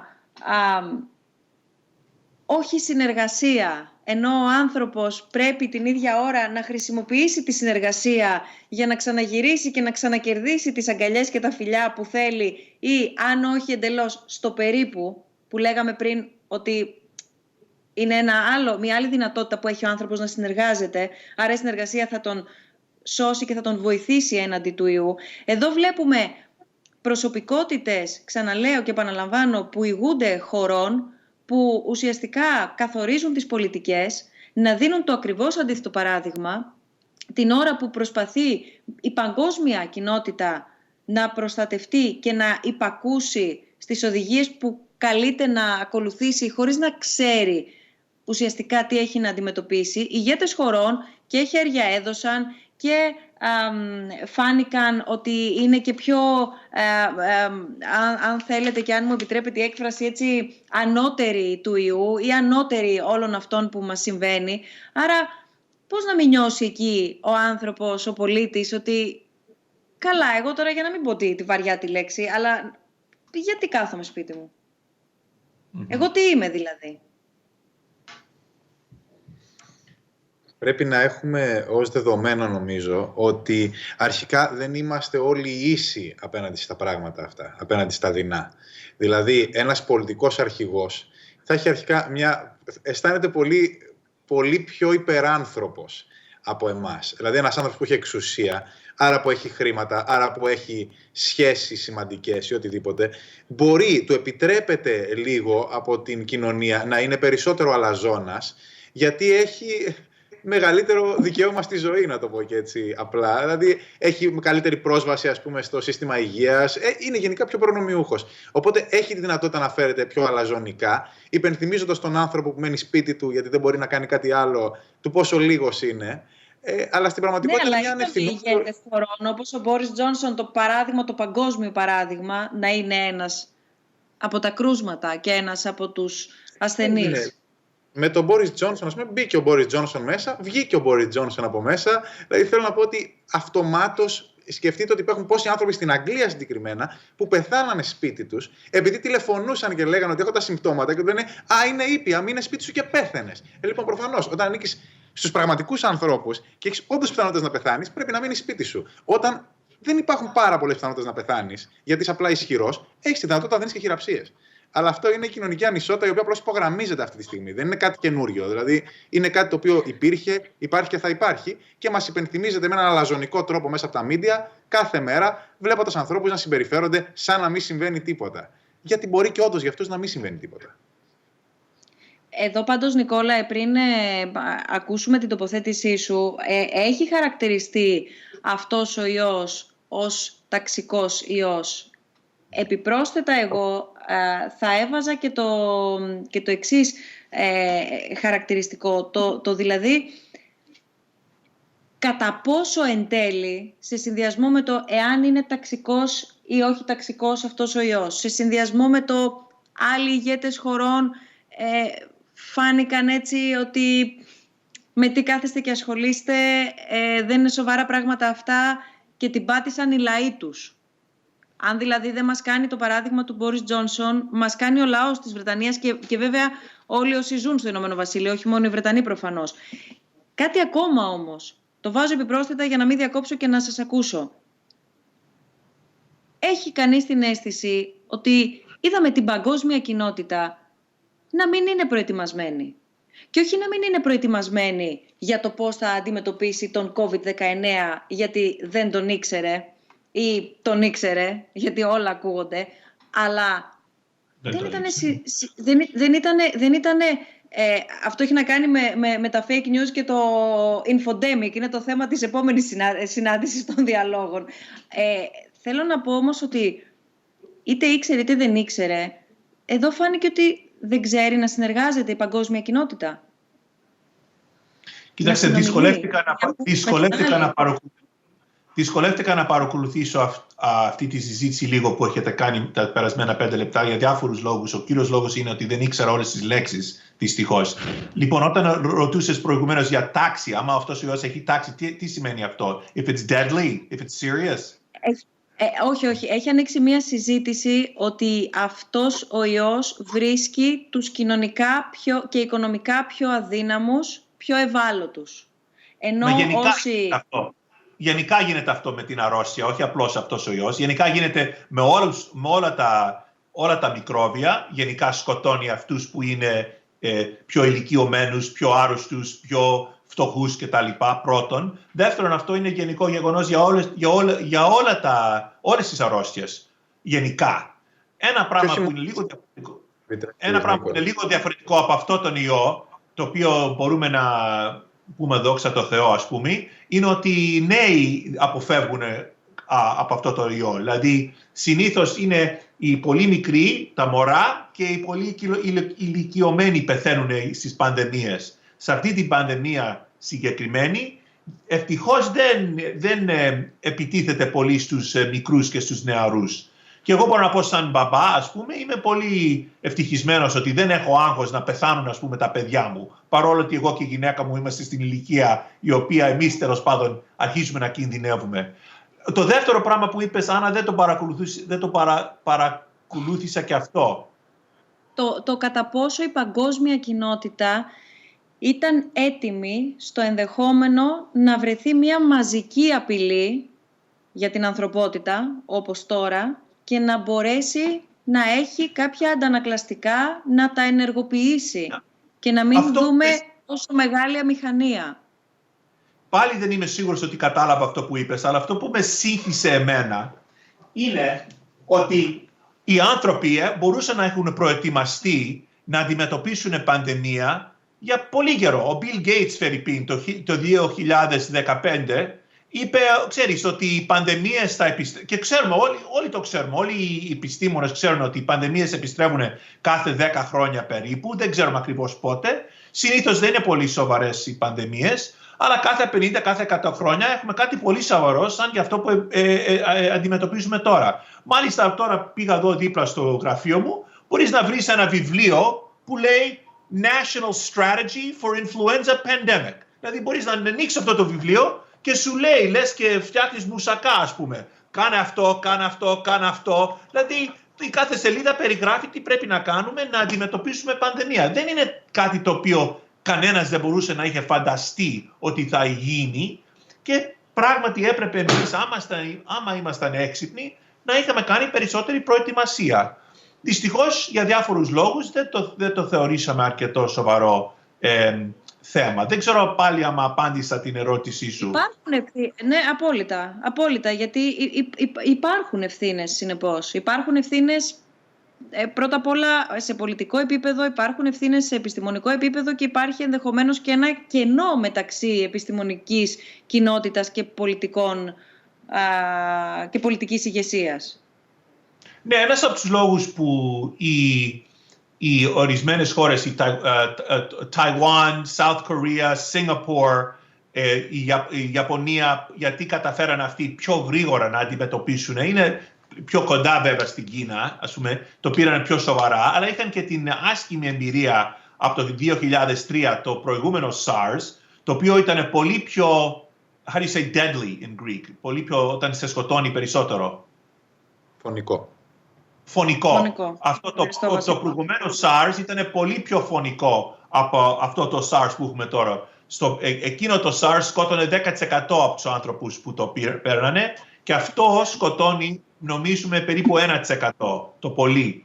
Οπότε, επειδή και μάλιστα όταν ήταν πιο φωνικό το ιό, όταν το μικρόβιο είναι πιο φωνικό, μάλιστα είναι καλύτερο για μας, μπορούμε να πούμε, διότι δεν κυκλοφοράει τόσο εύκολα. Δηλαδή, άμα ο ιός δεν θέλει να σε σκοτώσει, άμα σε σκοτώσει, εσύ δεν μπορείς να το δώσεις στον ερχόμενο άνθρωπο. Οπότε δεν θέλει να σε σκοτώσει, θέλει να σε αρρωστήσει και εσύ να το δώσεις στον ερχόμενο άνθρωπο, φερειπίν.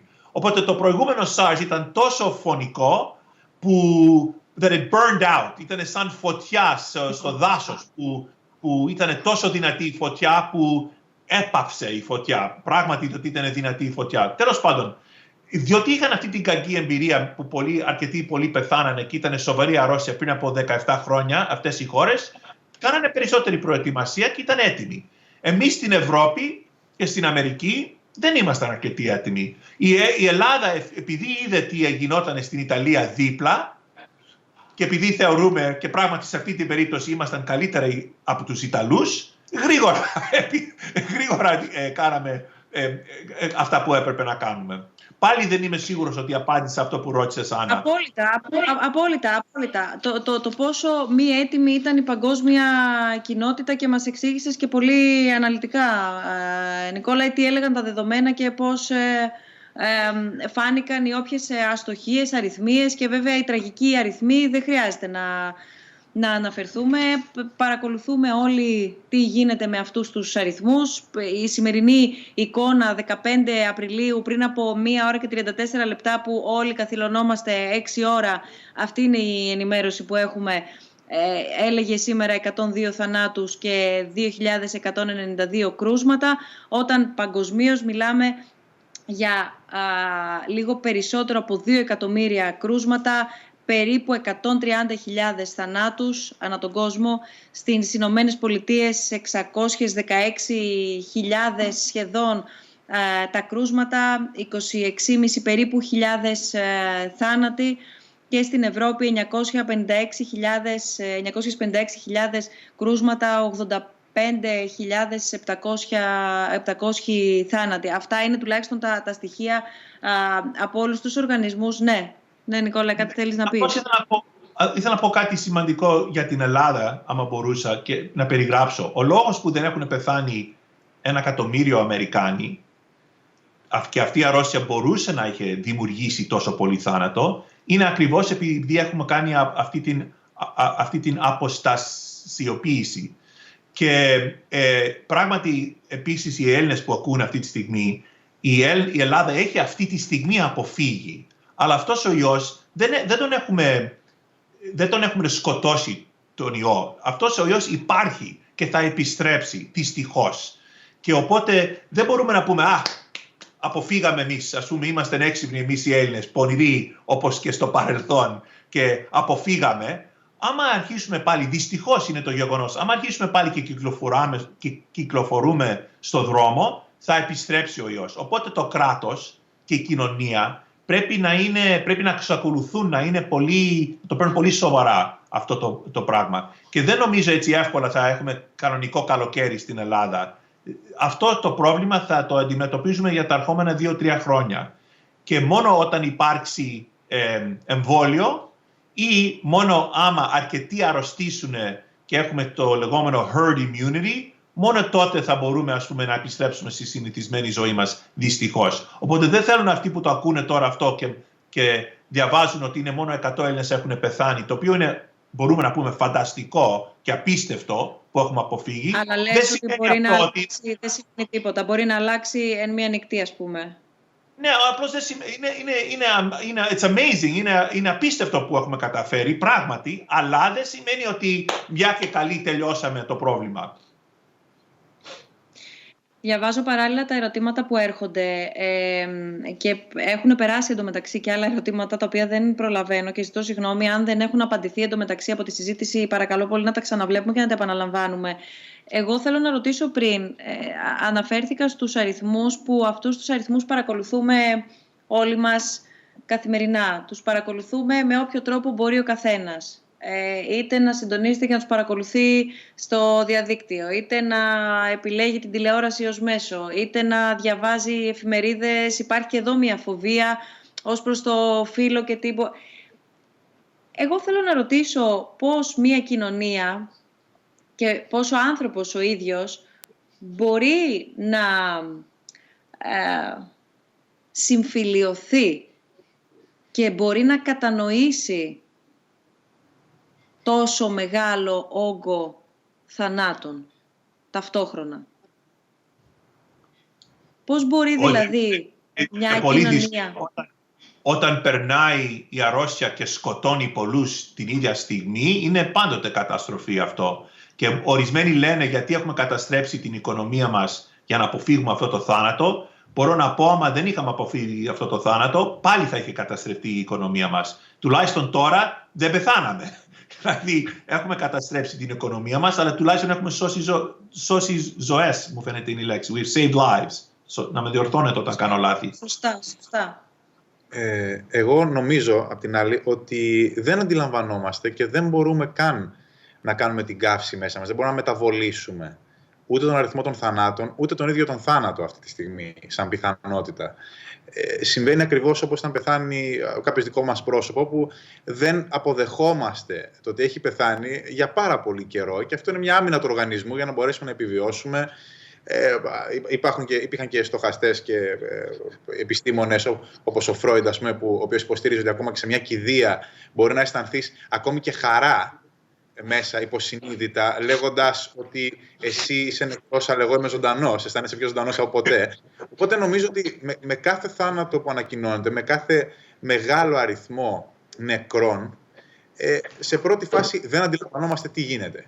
Ακούμε κάτι, ακούμε έναν αριθμό. Είναι όπως αυτό που λέγανε παλιά με τους 1 εκατομμύριο μανταρίνιους, ας πούμε, που υπήρχε σαν τέτοιο, ότι αν πάταγες ένα κουμπί και πέθανε 1 εκατομμύριο μανταρίνι. Νομίζω ότι αυτό ακριβώς βιώνουμε, και αυτή τη στιγμή οι νεκροί έχουν γίνει για τους περισσότερους από εμάς σαν μια προϊστορική φυλή, ας πούμε. Θέλω να πω, αισθανόμαστε φοβερή απόσταση από αυτούς, επειδή είμαστε κλεισμένοι μέσα στα σπίτια μας και δεν έχουν ονόματα. Δηλαδή σκέφτομαι ότι είναι ακριβώς όπως τις φυλές που υπήρχαν πολύ πριν ανακαλυφθούν, όχι πολύ πριν ανακαλυφθούν τα ονόματα, πολύ πριν μάθουμε εμείς ότι οι άνθρωποι έχουν ονόματα. Δηλαδή πριν 30.000 χρόνια, ας πούμε, που οι άνθρωποι ζούσαν στις σπηλιές και το μοναδικό τους όνομα ήταν μια παλάμη στον τοίχο. Και τους σκεφτόμαστε αυτούς τους ανθρώπους σαν μια αγέλη, σαν μια ομάδα, και όχι σαν οντότητες, σαν έναν άνθρωπο, ας πούμε, που έχει ζήσει και έχει ερωτευτεί και έχει πονέσει και μετά έχει πεθάνει. Οπότε είμαστε λίγο μακριά από όλα αυτά. Πάνω σε αυτό που λες, ακούω παρακολουθώντας τις ειδήσεις όλες αυτές τις μέρες να χρησιμοποιείται στη γλώσσα ότι προσθέθηκε άλλο ένα θύμα, πρόκειται για το 81ο, είναι το 83ο, είναι το τάδε νούμερο. Καταλαβαίνουμε για ποιους λόγους γίνεται, συζητάμε όμως τι επιπτώσεις έχει αυτό.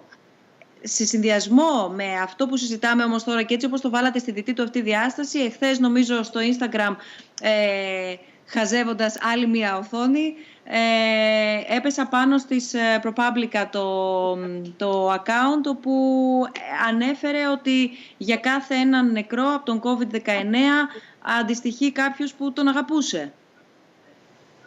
Και εγώ νομίζω ότι αυτό όταν φτάσουμε στην Αμερική τουλάχιστον, διότι η Ελλάδα έχει αποφύγει από αυτό προς το παρόν, όταν αρκετοί έχουν πεθάνει στην Αμερική, ώστε κάθε Αμερικάνος να ξέρει κάποιον που έχει πεθάνει, τότε η πολιτική άποψη θα αλλάξει τελείως. Δηλαδή προς το παρόν, πολλοί Αμερικάνοι μπορούν να πούνε, δεν με οφείλει εμένα αυτό το πρόβλημα. Ή στη Νέα Υόρκη πεθαίνουν, ας πούμε. Ή έχουν πεθάνει μόνο 20.000 πρόσωπα, ή 30.000, ή 100.000. Αλλά σε μια στιγμή αρκετοί θα έχουν πεθάνει ή αρρωστήσει σοβαρά, ώστε θα το πάρουν χαμπάρι. Και ένα από τα προβλήματα που είχα είναι ότι οι πολιτικοί, κοιτάξτε, αυτό που είχαν στην αρχή οι Άγγλοι προσπαθήσει να κάνουν, που είπανε, κοιτάξτε, θα αφήσουμε αυτό τον ιό σαν κύμα να περάσει από πάνω μας και θα μας σκοτώσει, και έτσι μια και καλή θα αποφύγουμε από αυτό, δεν ήταν τελείως παράλογο. Δηλαδή υπάρχει μια λογική σε αυτή την ιδέα. Το πρόβλημα είναι, πρέπει επίσης να προετοιμάσεις το κοινό να καταλάβει ακριβώς τι θα γίνει. Ότι θα πεθαίνουμε στο δρόμο. Ότι θα πηγαίνεις στο νοσοκομείο και θα σου λένε δεν έχουμε κρεβάτι. Εσύ έχεις συνηθίσει στην πλούσια Ευρώπη να πηγαίνεις στο νοσοκομείο και να σε δέχονται εκεί. Δεν έχεις συνηθίσει να πεθαίνουν οι άνθρωποι στο δρόμο. Άμα το κράτος ήταν έτοιμο για αυτό και άμα η αρχή μας είχαν προετοιμάσει γι' αυτό, τότε ίσως άμα θέλαμε θα μπορούσαμε να κρίνουμε αυτό, δηλαδή να διαλέξουμε αυτό. Αλλά το πρόβλημα είναι, στη στιγμή που έχουμε αποφασίσει να αφήσουμε τον ιό ή την πανδημία να μας χτυπήσει σαν κύμα, στη στιγμή που αλλάξουμε γνώμη, it's too late. Μετά δεν μπορείς, ας πούμε, όταν πράγματι πεθαίνουν οι άνθρωποι στον δρόμο, να πεις να κάνουμε αποστασιούπηση τώρα. It's too late τότε, κατάλαβες το πρόβλημα. Και γι' αυτό εγώ συγχύστηκα με τους πολιτικούς που προσπαθήσαν όπως πάντοτε, εκτός από το Μητσοτάκη, κατά τη γνώμη μου, δεν ξέρω, δεν θέλω να είμαι πολιτικός αυτή τη στιγμή, αλλά κατά τη γνώμη μου προς τον ιό τα έχει κάνει καλά. Αλλά στην Αμερική τουλάχιστον μας προσπαθήσανε πολλοί πολιτικοί εδώ να μας πούνε you can have your cake and eat it too. Δηλαδή δεν έχει δυσκολίες. Μπορεί και να έχουμε την οικονομία και να μην πεθάνουμε πολύ. Κατά τη γνώμη μου δεν είναι δυνατόν αυτό δυστυχώς. Αλλά είναι κλασικό παράδειγμα της αλαζονίας της υπερδύναμης απ' την άλλη. Που νομίζω ότι όλα μπορούν να συμβούν. Εδώ τουλάχιστον έχουμε αντίληψη της ασημαντότητάς μας και της αδυναμία μας. Ειδικά βγαίνοντας από μια κρίση οικονομική 10 ετών, ας πούμε, είναι πολύ εύκολο να αντιληφθούμε τις αδυναμίες μας και έχουμε έρθει σε γνωριμία και με το βαθύτερο και με τον πραγματικό εαυτό μας και ως άνθρωποι, νομίζω, σε ένα μεγάλο βαθμό, αλλά κυρίως ως κοινωνία. Οπότε μπορέσαμε και ανταπεξήλθαμε. Οπότε, ναι, θα συμφωνήσω με αυτό που λες, Νίκο. Και νομίζω ότι αυτός είναι και ο λόγος που η Αμερική έχει αυτή τη συμπεριφορά, ενώ η Ελλάδα έχει την άλλη συμπεριφορά. Ναι, συμφωνώ μαζί σου τελείως γι' αυτό. Ένα άλλο ερώτημα, επανέρχομαι λίγο στο κομμάτι της τεχνολογίας, γιατί γύρω κυρίως από την ηθική του ιού, αν μπορεί να πει κανείς, αν υπάρχει ηθική στον ιό, έχει αναπτυχθεί το εξής ερώτημα. Κατά πόσο αυτό που βιώνουμε σήμερα, και δεν μιλώ για θεωρίες συνωμοσίας, εκτός εάν είναι θεωρίες συνωμοσίας, ακόμα και σε αυτό το επίπεδο, πώς θα το διατυπώσω. Μήπως όλο αυτό το οποίο ζούμε σήμερα είναι μια προετοιμασία για το αύριο. Είναι μια προετοιμασία για το αύριο, γιατί ούτως ή άλλως κάπου εκεί πηγαίναμε, απλά τώρα μας δίνει μία και πηγαίνουμε και 10 χρόνια γρηγορότερα. Δεν ξέρω αν ο Βασίλης ή εγώ να απαντήσουμε, αλλά εγώ θα έλεγα μόνο ότι ορισμένοι λένε ότι αυτή η πανδημία θα προκαλήσει ορισμένες αλλαγές στην κοινωνία μας, οι οποίες έτσι κι αλλιώς θα γινόντουσαν. Φερρυπίν, το γεγονός ότι πολλοί δουλεύουν από το σπίτι. Θα πάρουμε χαμπάρι ότι πολλές δουλειές δεν είναι ανάγκη να πηγαίνει στο γραφείο ή να εκμεταλλευόμαστε το Zoom όπως τώρα. Ή ορισμένοι περιμέναμε. Τώρα μέσα στο Skype, γιατί και με το Zoom έγιναν διάφορα. Δηλαδή βλέπουμε και αυτές τις μέρες τι γίνεται. Πάνε να συνδεθείς και πάλι έχεις το νου σου. Ακριβώς. Αλλά ορισμένοι είχαν πει, ξέρω εγώ, σε 20 χρόνια η Κίνα θα είχε ξεπεράσει την Αμερική σαν οικονομία και ότι τώρα λόγω αυτό ίσως η Κίνα μας ξεπεράσει σε 15 χρόνια ή 10 χρόνια, ας πούμε. Ότι έτσι κι αλλιώς θα γινόταν, αλλά θα γίνει πιο γρήγορα τώρα. Εγώ ναι, συμφωνώ με αυτό που λες, ότι ορισμένες αλλαγές θα γίνουν πιο γρήγορα, οι αλλαγές που θα είχαν γίνει έτσι κι αλλιώς, αλλά επίσης νομίζω ότι άλλα πράγματα θα αλλάξουν τα οποία δεν θα είχαν αλλάξει. Και νομίζω, επειδή εγώ βλέπω την ιστορία της φυλής μας, είναι η λέξη our species, σε μεγάλο χρονικό διάστημα, εγώ νομίζω ότι σε 10 χρόνια, 20 χρόνια, 100 χρόνια, 1000 χρόνια, δεν θα υπάρξει μεγάλη αλλαγή λόγω αυτής της πανδημίας. Αρκεί το είδος μας ως προς το species να μπορεί να θυμάται ότι είναι επιλογή του. Εκεί το εντοπίζουν αρκετοί. Δηλαδή να έχω την τεχνολογία, να δουλεύω από το σπίτι, αλλά να θυμάμαι ότι το έχω επιλέξει, ότι μπορώ να πάω.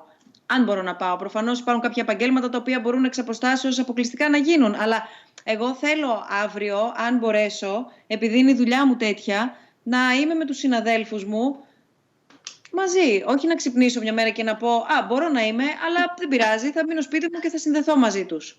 Π.χ. Θέλω να δω τους γονείς μου. Θέλω να δω τα γενέθλια. Γίνονται πάρα πολλά γενέθλια σε τέτοιο περιβάλλον. Αυτό το μήνα είχε κόσμος γενέθλια. Δεν ξέρω αν είσαστε σε αυτούς, αλλά είχε κόσμος γενέθλια. Θέλω όταν θα έχει γενέθλια ο φίλος μου, η φίλη μου, ο πατέρας μου, η γιαγιά μου, που τώρα εγώ με τη γιαγιά μου δεν πρέπει να έρθω σε καμία επαφή. Αν μπορώ, θέλω να της ευχηθώ παρά να συνδεθώ π.χ. Αλλά να το έχω, αν επιλέξω να συνδεθώ, να ξέρω ότι το έχω επιλέξει. Εγώ νομίζω... Ναι, παρακαλώ. Θες να... Βασίλη, you go. Ναι, εμένα προσωπικά δεν με ανησυχεί καθόλου αυτό. Δηλαδή δεν πιστεύω ότι μπορεί να είναι οτιδήποτε άλλο πέρα από επιλογή στο μέλλον για τον άνθρωπο. Δηλαδή είναι σαν να λέμε, και να μου επιτρέψετε, ότι από τη στιγμή της ανακάλυψης, ας πούμε, της εφεύρεσης της πορνογραφίας, ο άνθρωπος σταμάτησε να κάνει έρωτα. Αυτό δεν συνέβη ποτέ. Δηλαδή είναι ακριβώς το ίδιο για μένα. Το να κάνεις ένα πάρτι με φίλους μέσω Zoom, ή είδα που έγινε και ένας γάμος μέσω Zoom, είναι το ίδιο, ας πούμε, ανέραστο και το ίδιο πλασματικό και το ίδιο λίγο σε σχέση με οποιαδήποτε πραγματική εμπειρία, που δεν χρειάζεται να προετοιμαστούμε για κάτι, ας πούμε, ή να προστατευτούμε στο μέλλον από μια δυστοπική κοινωνία που ο κόσμος θα προτιμάει να τα κάνει τα πάντα μέσω υπολογιστή. Δεν υπάρχει πιθανότητα να συμβεί αυτό. Το μόνο σίγουρο είναι ότι κάτι κερδίσαμε, γιατί γνωρίζουμε ότι τώρα υπάρχει και αυτό. Και αυτό μας κάνει να χαιρόμαστε περισσότερο τις πραγματικές μας επιλογές, που θα είναι να πάμε να αγκαλιάσουμε κάποιον ή να κάνουμε οτιδήποτε εξ επαφής. Συμφωνώ με τον Βασίλη. Ευχαριστώ, Νίκο. Ωραία. Είναι εύκολο να το πω. Πάρα πολύ να σας ακούσω σε αυτό, γιατί αυτό δείχνει και μια πολύ μεγάλη δύναμη που έχει ο άνθρωπος και η κρίση του ως προς αυτό. Πόσο θεωρείτε ότι θα αλλάξουν τα πράγματα σχετικά με τα ιατρικά προσωπικά δεδομένα στην μετα-SARS-CoV-2 εποχή? Υπάρχει πιθανότητα οι εργοδότες να ζητούν ιατρικά δεδομένα από τους υποψήφιους εργαζομένους? Εδώ υπάρχει επίσης μια ανησυχία σοβαρή ότι θα ξεκινήσει ένας άλλου τύπου έλεγχος. Ότι, για παράδειγμα, το ποια είσαι, ποιος είσαι με βάση την ταυτότητά σου ή το διαβατήριό σου, θα έρθει και θα προσθεθεί ένα ακόμα στοιχείο, το οποίο μάλιστα ενδεχομένως να επηρεάσει και τις μετακινήσεις πληθυσμών. Το να σε καθορίσει, υπάρχει αυτή η πιθανότητα ο ιός αυτός με κάποιο τρόπο να μας καθορίζει? Είτε τον έχουμε περάσει, είτε δεν τον έχουμε περάσει, είτε έχουμε νοσηλευτεί, είτε δεν έχουμε νοσηλευτεί, είτε προερχόμαστε από μια χώρα που έχει πολλά κρούσματα, είτε όχι. Μπορεί κάπως προσωπικά να μας καθορίσει στο άμεσο μέλλον? Μπορώ να απαντήσω αυτή την ερώτηση, αλλά δεν ξέρω αν έχω τις λέξεις. Ναι, υπάρχει δυστοπία, νομίζω ότι είπες. Μια ιδέα η οποία είναι ότι, ας πούμε, ορισμένοι από εμάς θα έχουμε ανοσία και ορισμένοι δεν θα έχουμε, και σιγά σιγά θα υπάρχει η διαφορά στην κοινωνία, ποιος είναι και ποιος δεν είναι, έχει ανοσία, τέλος πάντων. Ένας από τους λόγους που δεν φοβάμαι τόσο πολύ είναι ότι όποιος δεν είναι αυτή η χαρακτηριστική, δεν είναι... αλλάζουν. Δηλαδή, εσύ που δεν έχεις ανοσία τώρα, μπορεί να έχεις ανοσία. Οπότε δεν είναι, ας πούμε, κάτι, είσαι άντρας, είσαι γυναίκα και δεν αλλάζει, ας πούμε. Είναι κάτι το οποίο μπορεί να αλλάξει. Και οπότε δεν έχω τόσο πολύ άγχος γι' αυτό. Πρώτον. Δεύτερον, αυτοί που έχουν ανοσία στην αρχή θα μας βοηθάνε όλοι. Δηλαδή, οι γιατροί που έχουν ανοσία, οι νοσοκόμες που έχουν ανοσία, αυτοί μάλιστα στα μαγαζιά που έχουν ανοσία, μπορούν να λειτουργούν τα μαγαζιά. Θα βοηθάει την οικονομία αυτό. Δεν ξέρω, ναι, έχω πολλά μπορεί όμως αυτό το στοιχείο να αρχίσει να ελέγχεται με κάποιο τρόπο και να αφορά προσωπικό μας δεδομένο. Δηλαδή, είτε από τους εργοδότες όπως αναφέρεται εδώ, είτε από... Ναι. Πολλοί έχουν προτείνει ήδη να έχουμε κάποιο διαβατήριο για το SARS-CoV-2 που λέει άμα έχεις ανοσία δεν έχεις, και είναι ενωμένο με το blockchain. Δηλαδή εσύ μπορώ να δηλώσω ότι εσύ, η Άννα, συγκεκριμένη, μπορείς να αποδείξεις ότι πράγματι έχεις ανοσία ή δεν έχεις, ας πούμε. Και εγώ το φοβάμαι αυτό, δηλαδή. Επίσης το φοβάμαι για ένα άλλο λόγο, ο οποίος άμα πράγματι κάνουμε την οικονομία μας ότι αυτοί που έχουν ανοσία έχουν περισσότερες ευκαιρίες από αυτούς που δεν έχουν στην οικονομία, μετά οι άνθρωποι θα αρχίσουν να προσπαθούν να αρρωστήσουν. Και ακριβώς αντιθέτως από αυτό που θέλουμε. Διότι πράγματι, τουλάχιστον οι νέοι ιδίως, δεν πρόκειται αυτοί οι ίδιοι να πεθάνουν πολύ από αυτό. Οπότε μπορεί οι νέοι να πάρουν χαμπά, εγώ θα πάω να αρρωστήσω και μετά το μεταδώσουν σε άλλοι άνθρωποι και θα κάνουμε ακριβώς το αντίθετο από αυτό που πρέπει να κάνουμε. Αυτή είναι μια σοβαρή και πολύπλοκη συζήτηση. Δηλαδή και τουλάχιστον στα ελληνικά θα δυσκολευτώ πάρα πολύ να πω αυτά που νομίζω γι' αυτό. Αλλά Βασίλη, εσύ θα πεις να πω συμφωνώ με τον Βασίλη. Λοιπόν, αρχικά εγώ έμεινα πιο πολύ σε αυτό που είπες για την περίπτωση κοινωνικού στιγματισμού. Σωστά, ξεκίνησε κάπως έτσι και ερώτηση ή έχω ξεχαστεί και έχω χαθεί λίγο μες στα πράγματα? Ξεκίνησε, αλλά αλλού στοχεύει στο αν θα περάσει ως προσωπικό μας χαρακτηριστικό στα προσωπικά μας δεδομένα. Δηλαδή αυτό που περιέγραψε ο Νικόλαος, αυτό ουσιαστικά, εκεί αναφερόμουν, γιατί αυτό είναι που ακούγεται περισσότερο, το να αναγράφεται και στα διαβατήριά μας. Το να μας ζητείτε ως χαρακτηριστικό, όπως μας ζητείτε το όνομα, επίθετο, όνομα πατρός, κατάσταση COVID-19, για παράδειγμα, και να αρχίσει να μας καθορίζει. σε ένα βαθμό σε κάποιους τομείς. Δεν μπορώ να το προσδιορίσω αυτό, αλλά... Σε αυτή την περίπτωση εγώ μονάχα κοινωνικά μπορώ να το προσεγγίσω και με κανέναν άλλο τρόπο αυτό.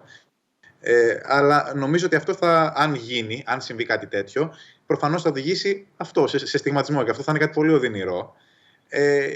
Και απ' την άλλη βέβαια θα είναι και κάπως δίκαιο, ας πούμε, γιατί έχουμε συνηθίσει κι εμείς να χρεώνουμε φυλές ή ομάδες ανθρώπων κοινωνικές με συγκεκριμένα αρνητικά χαρακτηριστικά, ενώ αυτό είναι κάτι το οποίο δεν βλέπει, ας πούμε, δεν ξεχωρίζει, ας πούμε, Καυκάσιους από Αφρικάνους ή Ασιάτες κτλ. Αλλά το έχουμε όλοι. Θα είναι άσχημο αν συμβεί, λοιπόν, από τη μία. Απ' την άλλη, είναι κάπως και σαν είναι και κάπως τιμωρητικό, ας πούμε, απέναντι ξανά στις προνομιούχες κοινωνίες που έχουν την ευκολία να στιγματίζουν, ας πούμε, ανθρώπους και λαούς για πράγματα και να τους κατηγορούν, ας πούμε. Οπότε έχει ένα ενδιαφέρον, γιατί θα γίνουμε πάλι όλοι πολύ ίσοι σε αυτό. Mm-hmm. Ξαναλέω, είναι ο μόνος τρόπος που μπορώ να προσεγγίσω κάτι τέτοιο εγώ, γι' αυτό και πήγα εκεί.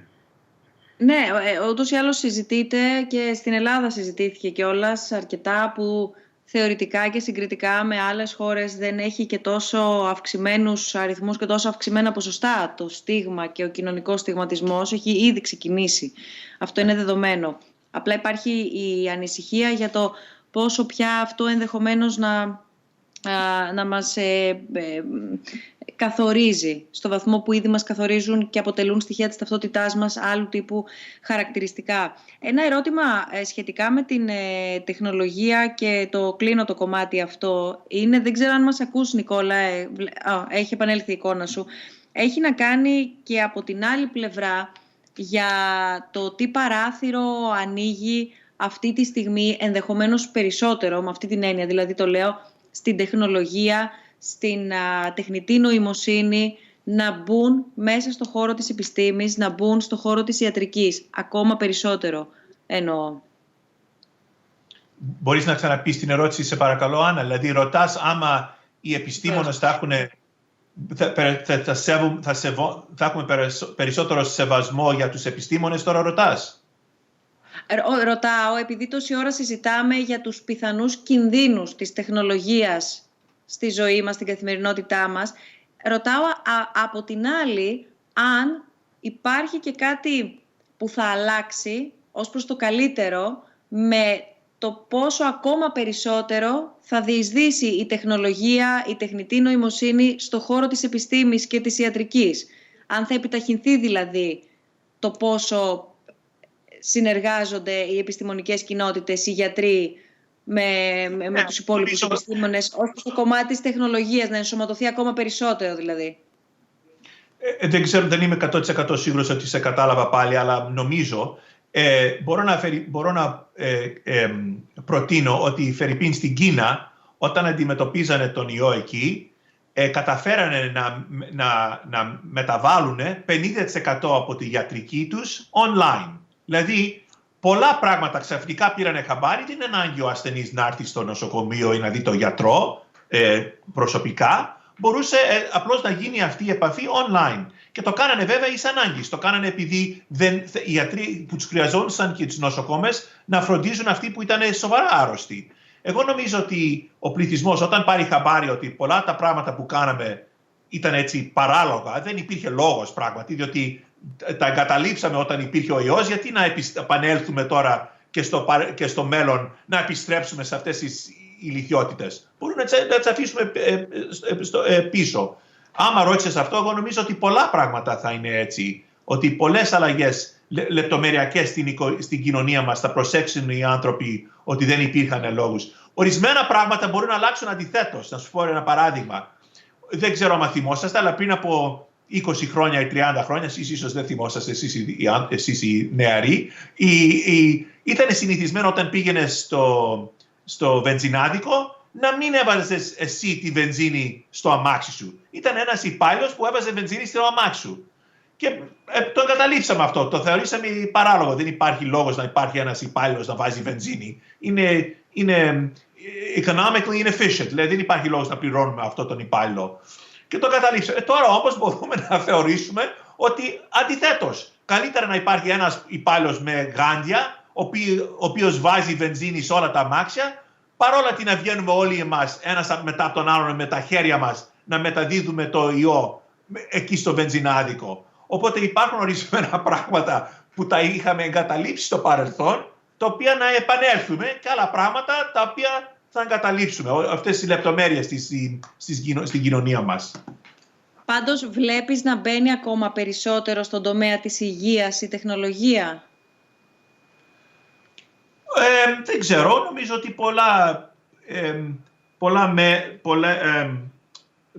πολλές πλευρές της κοινωνίας μας, όχι απλώς η ιατρική και εκείνον, θα αλλάξει. Ναι. Δηλαδή πολλά πράγματα θα αλλάξουν. Ναι. Ένα ερώτημα που έχει έρθει στο Facebook είναι ποιες θα μπορούσαν να είναι οι θετικές συνέπειες από όλη αυτή την ιστορία που βιώνουμε, αν υπάρχουν. Για μένα υπάρχουν κατά βάση θετικές συνέπειες από τη στιγμή που εξαλειφθεί ο κίνδυνος, πάντα μιλάμε. Δηλαδή μιλάμε για ένα εύλογο χρονικό διάστημα μετά από τώρα και είναι όπως προανέφερα, έστω και όχι λεπτομερώς, έστω και επιφανειακά κάπως, η επανεκτίμηση των πραγμάτων. Δηλαδή πράγματα που είχαν πάρει δεδομένα και την αξία τους τη θεωρούσαμε μάλλον χαμηλή, έναντι άλλων πραγμάτων όπου η αξία που τους είχαμε δώσει ήταν φοβερά υψηλή, όπως είναι η απομόνωση, όπως είναι το individuality γενικότερα, ας πούμε, η ιδιωτικότητα επίσης. Νομίζω ότι είναι πολύ σπουδαίο το ότι θα επαναπροσδιορίσουμε τις αξίες μας ως ένα βαθμό, ότι η ζωή μας πράγματι θα γίνει πολύ πιο εύκολη και ειδικά για ανθρώπους που δεν τους πολύ αρέσει η δουλειά τους, αλλά αναγκάζονται να την κάνουν για πρακτικούς λόγους και θα μπορούν να αποφεύγουν τους ενοχλητικούς συναδέλφους ή τα ενοχλητικά αφεντικά που θα βλέπουν κάθε μέρα, να μπορούν να δουλεύουν από το σπίτι τους και από την ασφάλεια και την ομορφιά, ας πούμε, του σπιτιού, μέχρι το ότι πραγματικά πράγματα όπως ένα περίπατο ή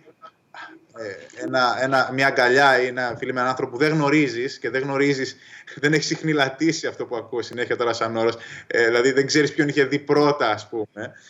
Για μένα θα είναι μια μεγάλη γιορτή του ανθρώπου, ας πούμε, αυτή, όταν θα μπορέσουμε πλέον να φιληθούμε με έναν άγνωστο. Το οποίο ήταν από τα πιο σπουδαία πράγματα και τα πιο ποιητικά πράγματα της καθημερινότητάς μας. Συνέβαινε σπάνια και όταν συνέβαινε αποκτούσε διαστάσεις, ας πούμε, ποίησης πραγματικά. Και τώρα το έχουμε στερηθεί, όπως και τόσα άλλα πράγματα. Και νομίζω ότι όταν θα τα ξαναπάρουμε αυτά τα πράγματα πίσω, θα αντιληφθούμε το πραγματικό τους βάρος, την πραγματική ελαφράδα, ας το πω καλύτερα. Γενικά, το πραγματικό τους πρόθυμο. Αυτό.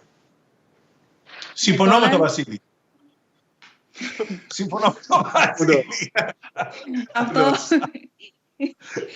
Και να μην έλεγα ξεκινώντας ότι θέλω να διαφωνούν, θέλω να εκδηλώνονται οι διαφωνίες. Όχι θέλω να προκαλούνται, θέλω άφοβα να εκδηλώνονται, έτσι να μην... Άμα διαφωνούσα θα το είχα πει. Απλώς ευτυχώς κατάλαβα αυτά που είπε και συμφωνώ. Εγώ, επειδή έχω αναφερθεί πολλές φορές στο βιβλίο, Νικόλα, και επειδή στην αρχή έκανα και την διευκρίνηση για την ταινία μικρού μήκους του Βασίλη, και εννοώ τη διευκρίνηση που έκανε εκείνος και εγώ παρακολούθησα μια ομιλία του αναφορικά με το ότι τον απασχολεί ευρύτερα η ανθρώπινη απόσταση. Θέλω να δείξουμε το βιβλίο και το τρέιλερ αντίστοιχα, το βιβλίο του Νικόλαου Χριστάκη και το τρέιλερ της ταινίας του Βασίλη Κεκάτου όταν είμαστε έτοιμοι, για να έχετε υπόψη σας γιατί μιλάμε. Είναι το προσχέδιο, οι εξελικτικές ρίζες μιας καλής κοινωνίας. Είναι δεδομένο, λέει το βιβλίο, ότι είμαστε φτιαγμένοι για να φτιάχνουμε καλές κοινωνίες. Προς το παρόν έχω κρατήσει πολλές σημειώσεις και θέλω να το διαβάσω ολόκληρο. Με έχει πάρα πολύ ντριγκάρει και όχι εμένα, ολόκληρο τον κόσμο. Έχει πάει πάρα πολύ καλά το συγκεκριμένο βιβλίο και αυτό νομίζω ότι δείχνει και ότι μας απασχολεί το αν και το πώς μπορούμε να φτιάξουμε μια καλή κοινωνία, ακόμα και η πορεία του βιβλίου. Και να δούμε αν είναι εφικτό, παρακαλώ πολύ, το τρέιλερ της ταινίας μικρού μήκους του Βασίλη, γιατί θέλω μέσως μετά να σε ρωτήσω, Βασίλη, κατά πόσο σε επηρεάζει αυτή η εποχή, είτε για την ταινία πάνω στην οποία δουλεύεις, είτε αν σου έχει γεννήσει κάτι καινούριο και σε έχει εμπνεύσει για κάτι καινούριο ή όχι αυτή η περίοδος. Αν μπορούμε να δούμε το τρέιλερ της ταινίας.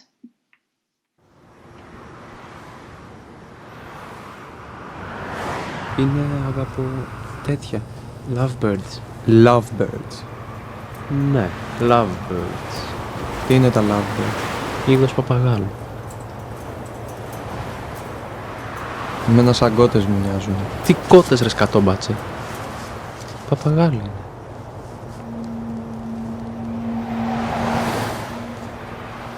Πώς? 22,50.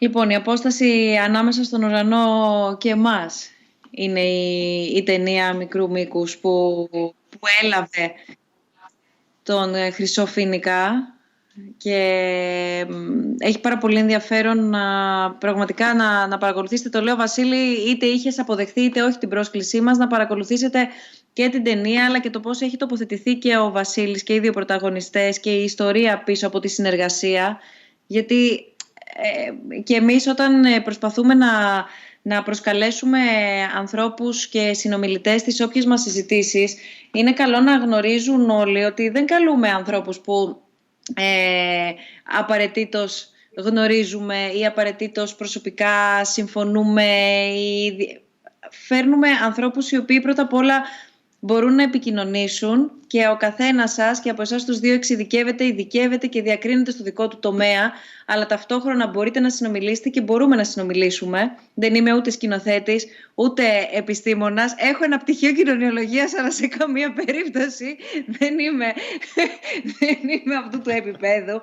Οπότε θεωρώ ότι το πιο σημαντικό είναι να μπορεί να γίνει μια συζήτηση μεταξύ ημών σε μια γλώσσα και με έναν τρόπο που όλοι συμμετέχουμε, και το κομμάτι της συνεργασίας, και όταν συμμετέχουμε το επαναλαμβάνω και το ξαναεπαναλαμβάνω, επειδή χρησιμοποιώ αυτή τη λάθος λέξη, ότι δεν ταυτιζόμαστε με τις απόψεις, δεν συναντιόμαστε για να συμφωνήσουμε και μετά να φύγουμε και να πούμε τι ωραία συζήτηση που κάναμε. Αυτό δεν έχει κανένα νόημα.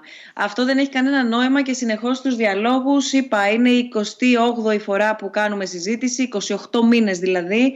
Καθίστε να αναμετρήσετε ανθρώπους, καλεσμένους, απόψεις και ιδέες, και διαφωνούν και διαφωνούμε και συμφωνούμε. Και κυρίως προβληματιζόμαστε. Είναι πάρα πολύ σημαντικό και το είδαμε και τις προηγούμενες ημέρες, καθώς δουλεύαμε και συνομιλούσαμε, όχι μόνο εγώ αλλά ολόκληρη η ομάδα, τόσο με τον Νικόλα όσο και με τον Βασίλη, το πόσο διαφορετικά